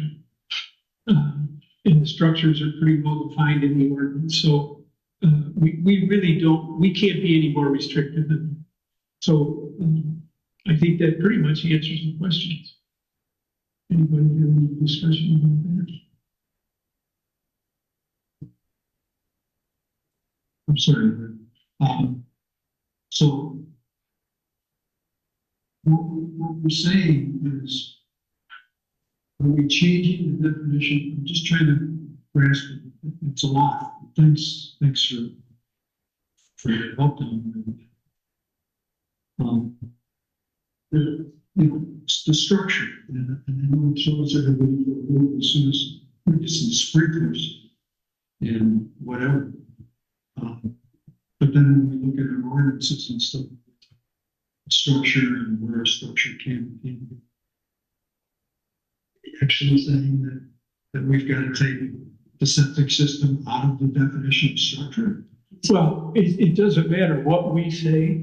We can define it any way we want, but we cannot be more strict on a septic issue. It has nothing to do with all the rest of our zoning. And I'm probably out of my. Yeah, just let me elaborate because the answer is simple. So APC is considering this, and I included the whole group. So the answer is yes, but we could include it as a definition. For instance, I mean, the APC is going to consider it, but if the suggestion is, we don't want to say that it's not a structure because we feel it is a structure, but it's accepted from setback requirements. But ultimately, we can't override what the state. So our thought was at the APC level with the proposed ordinance, when looking into this, we're going to correct for their consideration the sprinkler issue. And as written right now, it's invalid. So our definition is illegal. So you're talking about the 5 feet, right? And it's 5 feet from what, the property's edge, the edge of the property? Septic system. So a good example is Ricky, not to use that, but it's the poster child for a lot of different things. You know, there was some discussion that maybe their septic system kind of snuck through and might have been in the setback, and it's not because it's in compliance with what the county following state code. Well, like I said, like the one, Larry, that you were working on, Yes. I brought up at the meeting, right? I mean, that was still not, was that within the 5 feet or not within the 5 feet? No, that was outside. They were not encroaching into state setbacks for septic systems. And that's, I want to make sure that I'm clear, and I'm going to ask Chris to help me here. We, no matter what we describe, call or define a structure as, we can do that. We can put all our other ordinances that will be affected by it. Like I think Chris said that the APC is working on. But when it comes to septics, it's 5 foot from the property line and 10 foot from the structure. And it's not the structure, the definition of a structure from the town of Long Beach. It's the definition of a structure from the state health department, which is very well defined in their ordinance or their law. All right, but then how does, and again, maybe this is too much, but I'm just asking them, we probably don't need to. When we start getting into 106, are we saying that we've got to be 5 feet from 106? No, you have to be 5. Well, 50 feet, right, depending on, again, I shared that chart, so it's the 5 feet, but then we also have the body of water. I mean, but ultimately, if you're just looking at property line, let's assume 50 feet's okay. Yes, the argument is still that it's 5 feet. Right, so our 106 line, and that's going to change all over the beach. So if you're up at stop 30, the 106 line is pretty clear. Let's say stop 28, because I was just down there looking at somebody's property. At stop 28, the 106 line is above their seawall. But they can't put a septic system beyond that because the seawall's there, the lake's there, and the 584, what the state is going to determine that mark is. So let's take, for instance, the property that you were talking about that came up. It's 1700, the old Gallagher residence. That property, by definition from the Gunderson thing, and people can argue about whether it's 584 or not, but what I'm suggesting to you, that the extraordinary high water mark is probably 210 feet from the front of their property line. We can't tell them that your septic system can only go out to 106. The state says that they can go out to 5 foot from the end of their property line. And if they want to get somebody to go do a delineation and they find out that that property line is 210 feet from Lakeshore Drive, they can put their septic system out to there. But then they're going to have to go and conform to what Chris is talking about, the 200 foot. But if you use a Prisby system, it's 50. So I think at APC, I think our motion, or I think that what we're going to discuss on Monday, Chris, is just to change the definition of structures to not include septics and sprinklers. The original chart was to one, research to make sure, see what the state county codes were. Right. We do that, so we'll just delete it because it's invalid as written anyway, and then exclude specifically sprinklers. Okay. There is a way to make something locally more restricted. You have to go through TPR or TRP or one of those. In the last 2 years, they've granted one. Well, I just want to make sure that we're not. Yeah, that's the feedback. I think we trying to reiterate and talking to Amanda. She sits on that, so it's a positive in terms of having access to somebody who's familiar with it at the state level. And then I think as Joy and I discussed, she said it probably takes something pretty extreme, and and the discussion is, Lake Michigan potential pollution is an extreme one that is, but the insinuation was probably don't get there.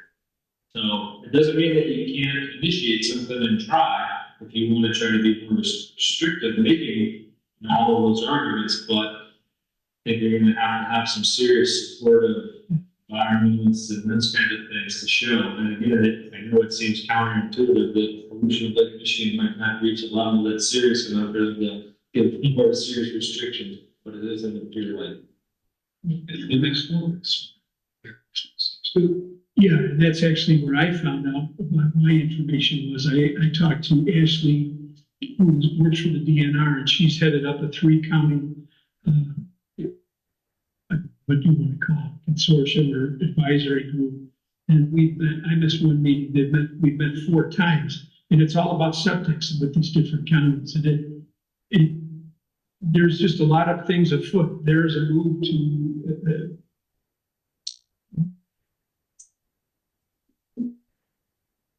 who's there with septic? Amanda has said to me, there's some moves afoot to take septic systems away from the health department and put it on local building departments. That would be, I'll take that. I'm gonna send that to her. Okay. Then the little officers can't do anything about it. Right, that's right.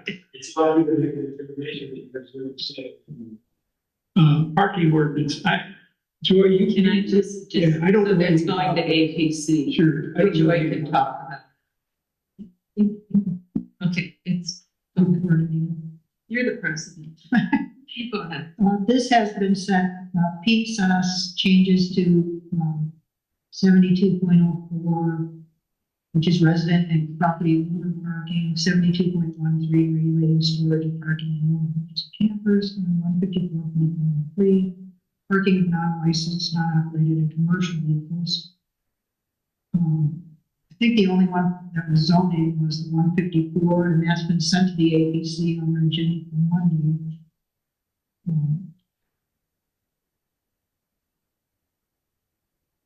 I've read it. I think it's a little restrictive when it starts listing what a commercial vehicle is.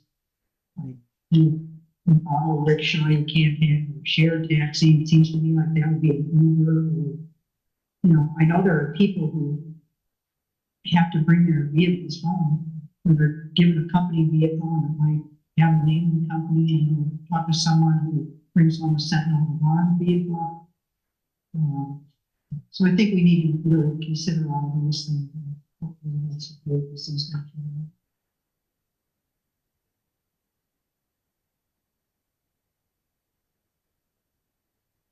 Okay. 307, 3002, 6302 North. They're, Greg Deutscher is getting it. They're going to change the location of those to bring them in with compliance with the ordinances and send those out. 1706, we requested the topo. We haven't received anything. 3007 Moore Road. Carter's met with those individuals. Honors talked to them several times. Just give me a second, just so I can put some notes. Just real fast. Yeah. Okay. Which one do you want me to back up to? All right. 3007 Moore Road landscaping. This has been an ongoing thing. They've submitted several permits. They finally understand that they cannot put any additional hardscape down, so they're just going to plant. Yeah.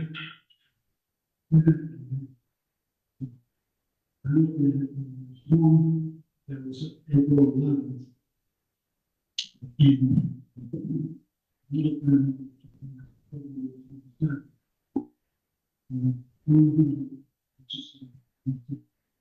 We should look at it because it looks like there's two permits that are exactly the same.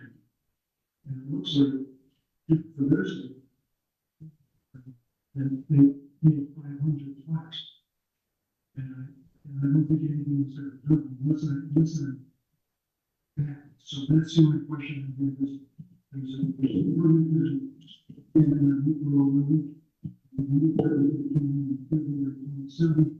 and it looks like they're asking for the same thing. And it looks like they paid twice. So it's maybe somebody who gets it. Sure. I would you check that for me? Yeah.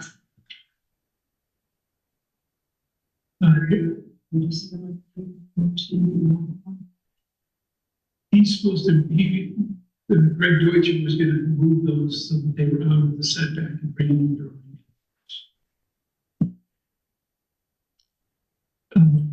Okay, now we're on new business. 1917 Monrovia. This is a remove and replace.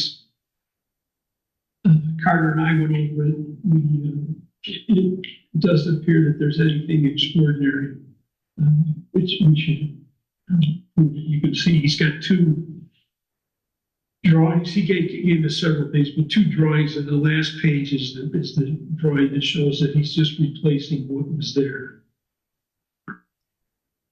And I understand he does have, I don't know, did you get an approval from the neighbor, or was that part of something he was going to get for us? We did get one. Oh, was it? Maybe I didn't see it.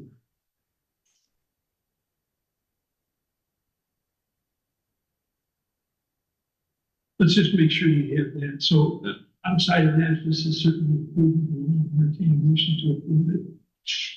Motion to approve Anita, 1917 Monrovia, removing replace walls and lofts. and a second. Ken, all those in favor, aye. Both same sign. 1611 Lakeshore Drive, stair repair and railing. This is an existing situation. I probably should have approved it, just we didn't really have to come here, which I can do. 1801 Lakeshore Drive. Yes, I'll send it out. I should have done it. It doesn't really need. I'm sorry. 1801 Lakeshore Drive. This was kind of debatable as to whether it would come here. But we gave them a permit to remove and replace their deck boards. And the deck, if you're not familiar with the property, there's a deck. It's a Lakeshore Drive hillside home. There's a deck. And then right outside of the deck, the property falls off significantly. The grade changes significantly. So what they're doing is they're just going to put some landscape block at the deck. It's not creating any new walls or new footprint. They're just protecting the fill that's underneath there so that it won't grow away. Any discussion? Entertain a motion to approve. Move to approve. Joy, second. All those in favor, aye. Aye. Opposed, same sign. 1902 Monrovia, let's take that off. That's what Tricia was here for. I spoke to them this morning. Carter and I are going to meet them out. It appears from what they had submitted that they are encroaching, their new deck is encroaching into the front setback. I don't think the dimensions are correct on the drawing, so we're going to remove it and it will be tabled till next week. 2502 Glendale is a property right across the street here. He wants to put a storage box in his yard for beach toys and beach stuff. He meets the square footage. He's got it on his sheet here. So there's no reason why we wouldn't approve that. Yeah. That's what I was trying to look at this diagram. On the diagram, we get a box with bricks to it. Is that No, that he was going to put a portable shed there, but instead you can see the handwritten where it says box. where it has the long? Yes, that's correct. And then he changed from an 80 square foot proposed shed to a 66 square foot proposed box. So what's a box? How high is a box? And that's not, it's missing the box. Do we have a definition of a box compared to a shed? No, if it's, because it's 11 foot by 6 foot, so that's when he gets the 66. I mean, I don't know. That's a valid question. I would suggest to you that it's one of those dock boxes, those plastic things that have a lid that they can put their stuff in. And then how far, according to the picture, I was just looking at the picture, how far that would be from so. No,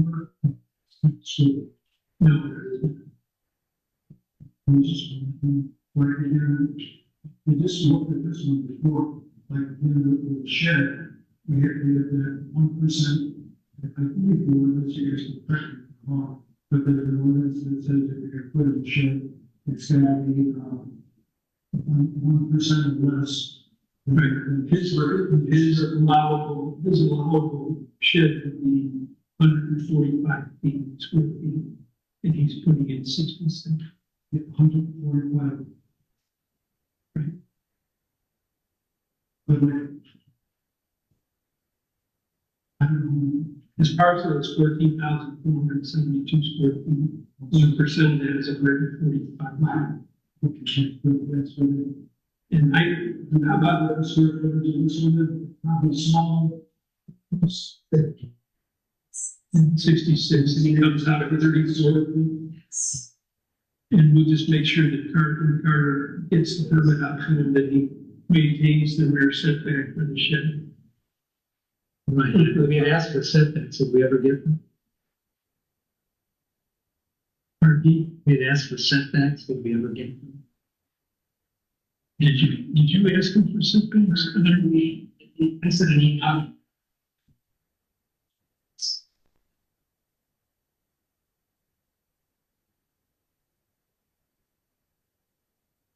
So we want to make sure that he has to conform to the setbacks. He can't put the box right up against the trees in this plan. Right. Because, again, this is one of those ordinance And this way, once you put the box, the setback would be was 10 feet or the normal the structure of the way this would be. This is another 3007 or Loma. So this address is Glendale Way. What is this front door? The front door is on Oriole Trail. So if the front door is on Oriole Trail, then the side setback where he wants to put the box is 10 feet. Yep. If we say that the front door or the property address of Glendale Way, then the setback is 20 feet in the rear. We decided the address doesn't mean anything, right? Right. So he's got to we wanted the Carter to make sure that he keeps that 10 feet off the lot line. It's 10 or 20. It's 10. It's the 10, so that's the side and the back. Right, it's a side. And before I put this in, yes, the question, something before, Chris, it seemed like this would be first conversation we had with them. It seemed like it was ambiguous what the front is, and I thought there was a definition that says where the front door is. There's not. There's not in Long Beach. There's not. Yeah, they're gonna patch this in both state code, residential building code, fire code. They don't address. I will say very similar as Pete has suggested. If you check the codes of other towns, there are some probably because they stumbled across this issue, right? And so as you heard Judge Bergerson and I exchange, that it's absurd to say that you define the front of the house and say that the opposite side is in the rear. You have a good argument. It should be something that's on your list to clarify because it's valid and because you have so many non-conforming and some corner lots. I don't know that it's ambiguous, but it is in the defined.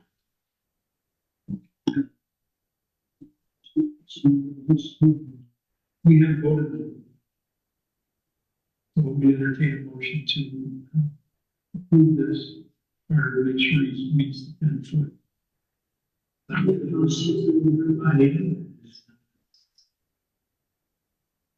Right. Neil? Is there a second? Joy? All those in favor? Aye. Both same sentences. Right? Not just in Carter. The machines and.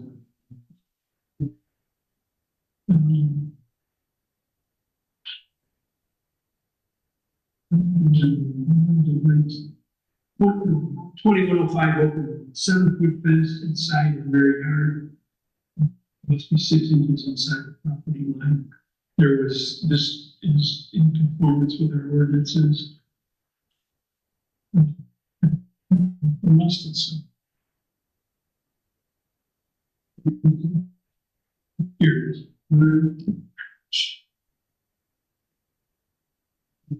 It's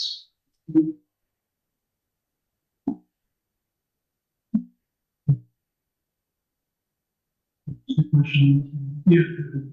Is this the one Mr. North is perfect locations with, and is this the one where he's putting these two properties that are running each other, and in the middle is what's the record for that?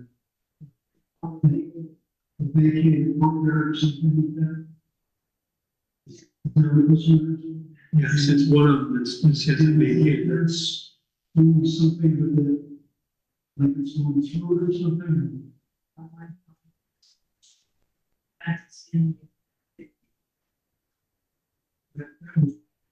Yeah, that's the question that I hear. I know it's just that it's the properties on both sides of the court. But I don't think he still can't go through the court. But the courtway is vacated. Unlike the properties that we attempted to open 6 property.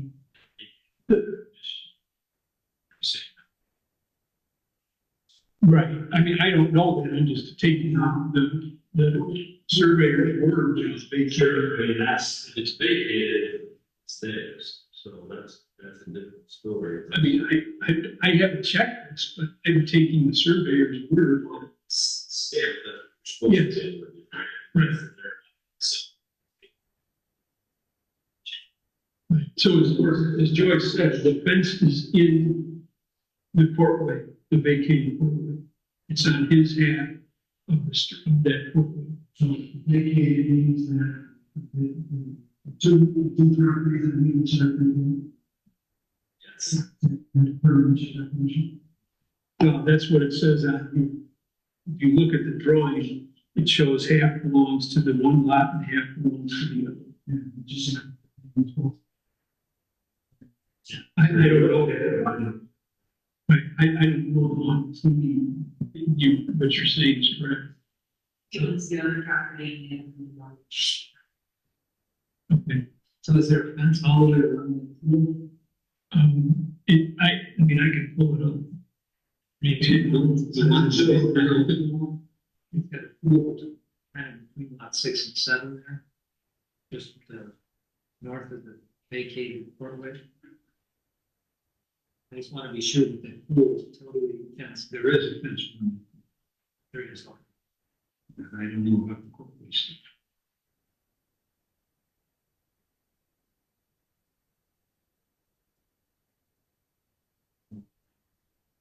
Yeah. But there is a fence. Well, as Chris said, I mean, this is a known surveyor who I trust, but doesn't mean you guys have to. When he says that it's vacated, I'm assuming it is. Where they're standing. Right, yeah, that's right. So what do you guys want to do with this? Motion to approve, second.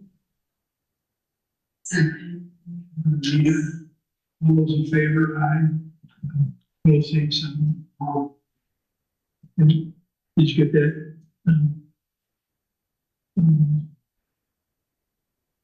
2036 Lakeshore. This is a substantial, well, I don't know if substantial is the right term. This is there's a lot of decks out in front of this. I actually gone down there and looked at this 2 or 3 times. And Bob, you may remember this from your inventory. There was a big ramp, wood ramp that came down from the garage door down towards the beach. It was just to the east end of the decks. And they're removing all the existing decks and building new decks. And they meet the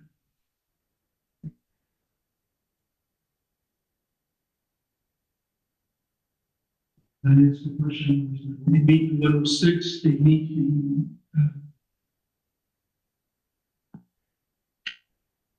lack of no. The question is, the country to be determined. So how do we approve a contractor to be determined? Well, the permit itself is subject to a contract. The permit is whether or not the work conforms to our ordinance. And I will find the ordinance again, but there is an ordinance that says a permit application needs a contractor. How could, listen, I say, whatever you guys. What's that? No. I can just, you know. Well, in my opinion, when we look at a permit application, we're looking to make sure that it is within, it complies to our ordinances. I mean, if there is, I'm not aware of, but if there is an ordinance that says that you have to have a contractor to get a building permit, then we should start requiring. Well, we don't know if we're giving a contractor.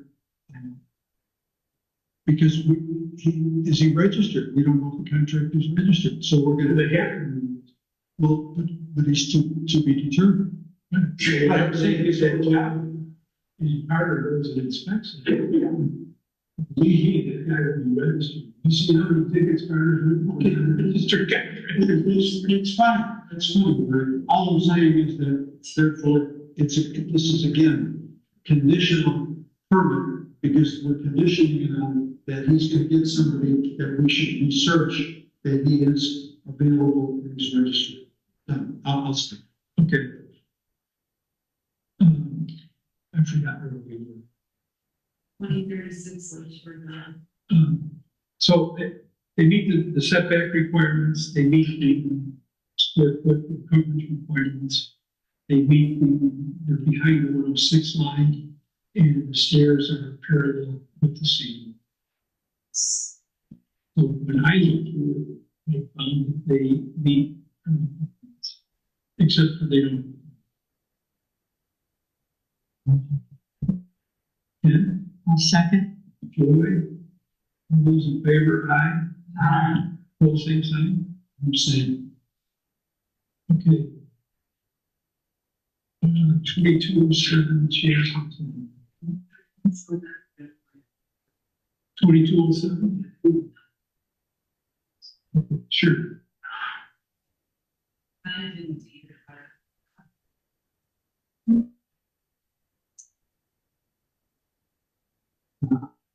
This is what you got? Well, I did. I got this one. And then part of it was in this one.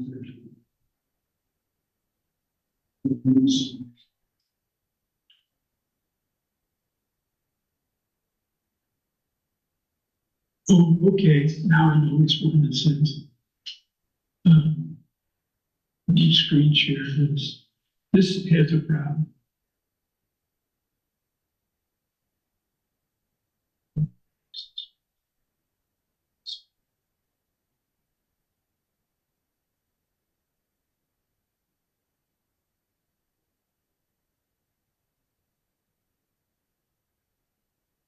Okay, this is the corner of Oaken Lawn and Chestnut.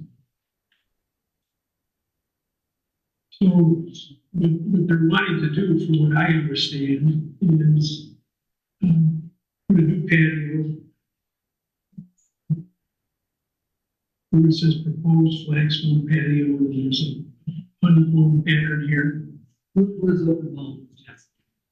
Pardon me, Oaken Wall is up here. Or I'm sorry, Oaken Wall is the side street. Chesterton is the one across the top. So this is the property that has the house, it has a driveway, but then they have a garage and a driveway on Oaken Wall. So there's what corner is that? This is the southwest corner of Oaken Wall and Chesterton. It's a fairly new house. Yeah, it was rehabbed. So they came to us for a permit last year where this brown section is, that was replacing a deck built over patios. Now they're coming, they want to put a patio here where the herringbone or honeycomb pattern is. And they want to put a retaining wall here. Their coverage calculations, we need proper coverage calculations. The permit came through with some very difficult to understand, which I'll bring up in a second. And also, this retaining wall does not meet the rear setback, nor does it meet the 30-foot setback. Okay.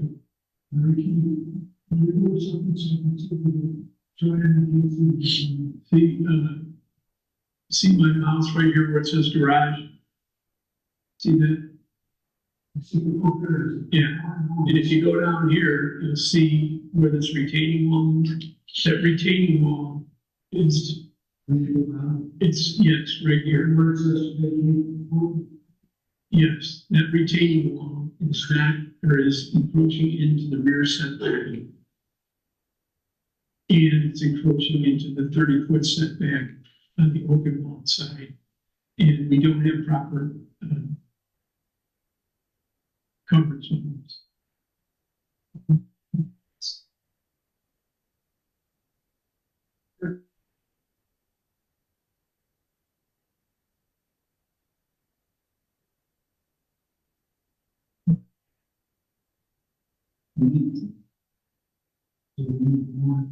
Yes. You know, in keeping with what Chris warned me about, and I have to apologize, I shouldn't even put this on here. There's 206 Somerset, we already talked about that. I have one more item that I didn't get on here. It's the porta potty at Stop 31 came. I emailed contact Joe Schuman on short of his board. He got back to me and passed my contact information to Vic. I can't remember what his last name is. I spoke to Vic today. I was able to get it to him before the meeting. I told him that the porta potty has to be moved or removed. And if it's not removed, that we would be forced to cite them. And I gave them what their fees are. 500, 2,500, 500, 2,500, 7,500. So he said that he would get it removed right away. And he asked, what can we do to get a porta potty back there? And I said, the only thing that you can do that I'm aware of is you have to go to the BCA. They did it for Joe's aware of that. Joe was part of that. It is the question was trying to introduce. They look at the process, you heard BCA. Yeah, so long could we give it in right now? Well, as soon as the complaint came in, sometime last week, I contacted Joe right away. And then Joe got back to me, but I wasn't able to get in touch with this Mick who was president. I don't think Joe has a position anymore. I suggest that's what's wrong. So this Mick got back with me today and I told him that it had to be removed. And I think Mark tried to get hold of Joe as well.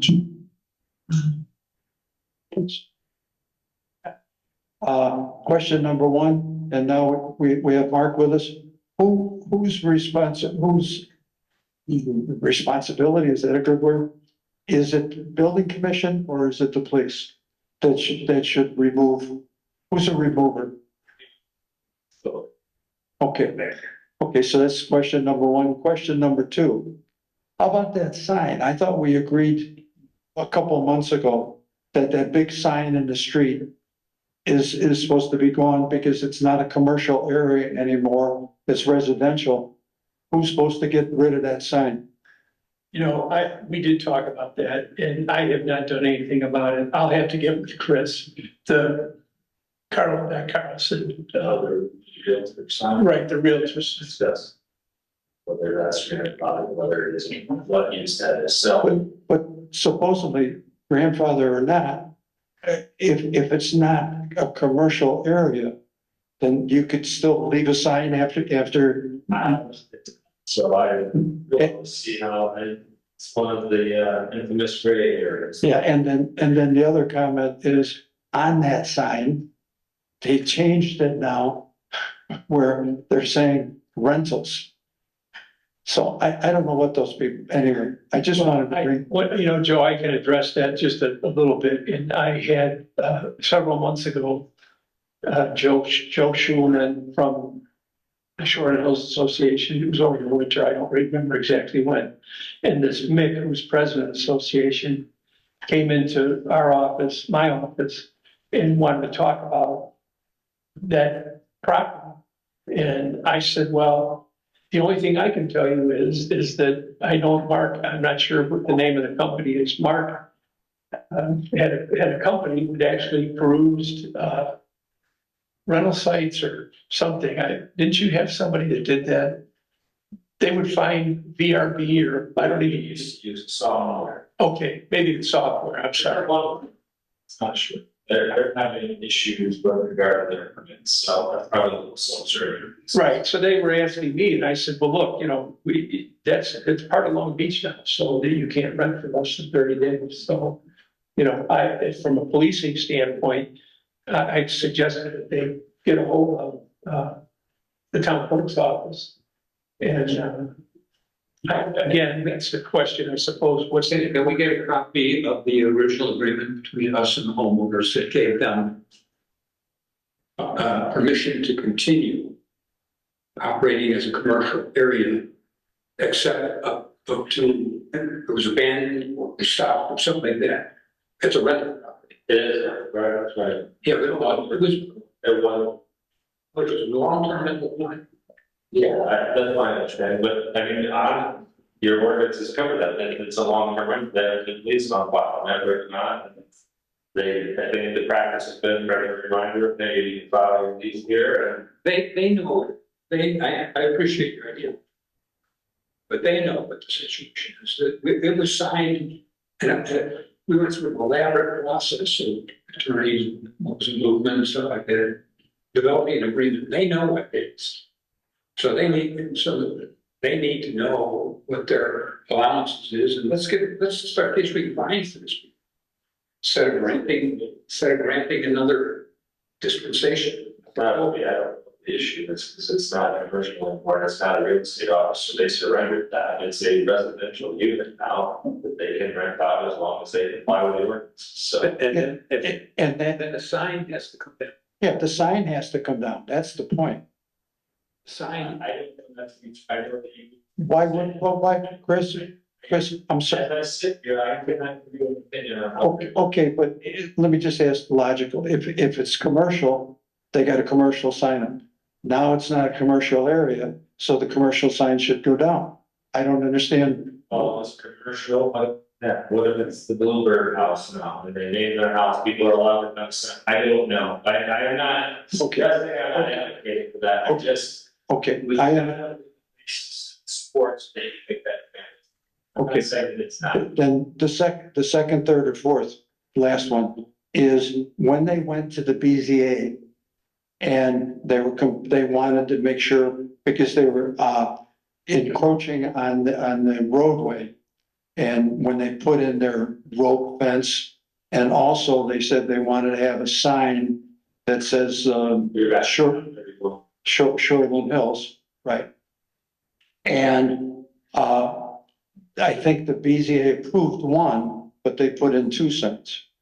So I'd like some, I'm not sure we can find that out. I thought that one of them was allowed to be that they had to repair, replace. I don't know if they are, so I'm not sure, but yeah, they have, those findings, I'll find them, send them to you, and then you can. yeah, there's quite a bit with that whole 31. I'd like to make a motion that we give them Shoreline Hills 1 week to remove that porta potty, otherwise it's liable not to be removed until after Labor Day. So that's my motion, and then we can notify them. I didn't hear you, Bob. You were making a motion to, Motion is to give Shoreline Hills 1 week to remove that porta potty, otherwise they get a fine. okay, Joy, and Joy, you second that, Joy, all those in favor? Aye. Opposed, same sign. Larry, right, there was a company, I think it was in Bob's term, that there was a company that looked at Airbnb and VRBO, Vrbo. But we decided not to renew it, right, not because people are more in compliance. Any commission comments? anyway, Commission comments? yes, 2226 audit. We've been asking them for information about lot coverage for many, many months. I want to make a motion to issue a stop work order until they provide the survey that clearly delineates coverage of the as built as they return. What property? 2226 Laureate. Yes. I can't, they got landscapers all over the place now. I mean, this originally had a permit. This is, how old is it, Larry? Oh, it's a year. Over a year. So they're still working on it. But they have expanded, you have to look at it. So they came in and they asked for a permit and they were over the coverage on their permit. So we explained to them, we had to deny the permit. So they went out and they had their landscaper redraw the landscaping. They have a outdoor kitchen and some other things back there. And their new plan was, in keeping or in line with our ordinances, so we granted a permit. I don't know, maybe 3 weeks later, Pete and I went out there. And they were building, so you understand that you had two plans. You had Plan A that was denied and Plan B that was approved. We approved this plan. We went there 3 weeks later and they were doing Plan A, which, believe it or not, can you believe that that actually happens out there? So, we got with the owner and whatever, and then they had to redo the work. Well, shouldn't they be fined? Or were they fined? At the time that they hadn't finished the work yet, it was very obvious to us that they weren't doing what they were supposed to do. I did not find. I met with them, I met with the owner, I met with the landscape contractor, and I said, you're doing it outside of this. And you could know what they said, oh, we made a mistake. Well, I just said, well, your mistake doesn't work, you have to bring this back. So they went back and did that. But since on the inside of the house too. they had a different, that was a different permit, right? And I've inspected it, when Lou was gone, I inspected that a couple of times. I don't know, Carter, if you've been in there.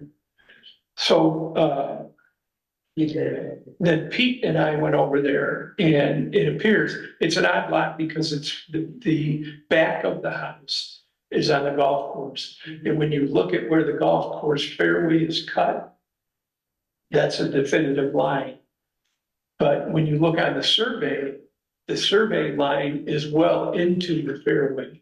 So what Pete and I were suggesting is, or Pete suggested to me, and I called the owner about it, and I haven't followed through on it, was we need an as-built survey. That's actually required under our ordinances. To get a certificate of occupancy, you have to provide an as-built drawings and survey.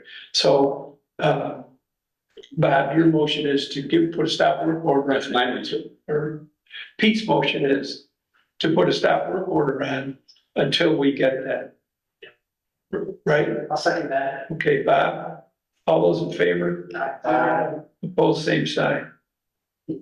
Any other? So just, I know that I've said this before, I know we will, to make sure that we had a survey of somebody, we had all the little pieces and parts identified on the survey. This was a fire pit, and this was a shed, and this was they broke it out.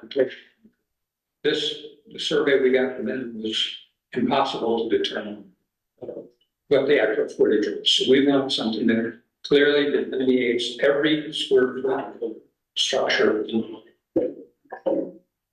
I don't know what you call that. I think you got a name. Well, that's a stake survey, and we want an as-built stake survey. We want them to give us a survey of what they had 5 years ago. We want them to give us a survey of what is built right now. And as I said, that's actually required under our ordinances. You talk with Paul and get them to get that for us. Well, we got to issue the stop work order, right? All right, you're gonna issue a stop work order. I guess, and then you'll be talking with Paul, because it's stop work order, right? Sure. It's 22, 26, There's some support in the trail. Any other commission comments? Any public comments? I don't think, is there anybody left on this? Okay. Barring none, motion to adjourn. P, second. I second. All those in favor? Aye. Both same sign. Thank you.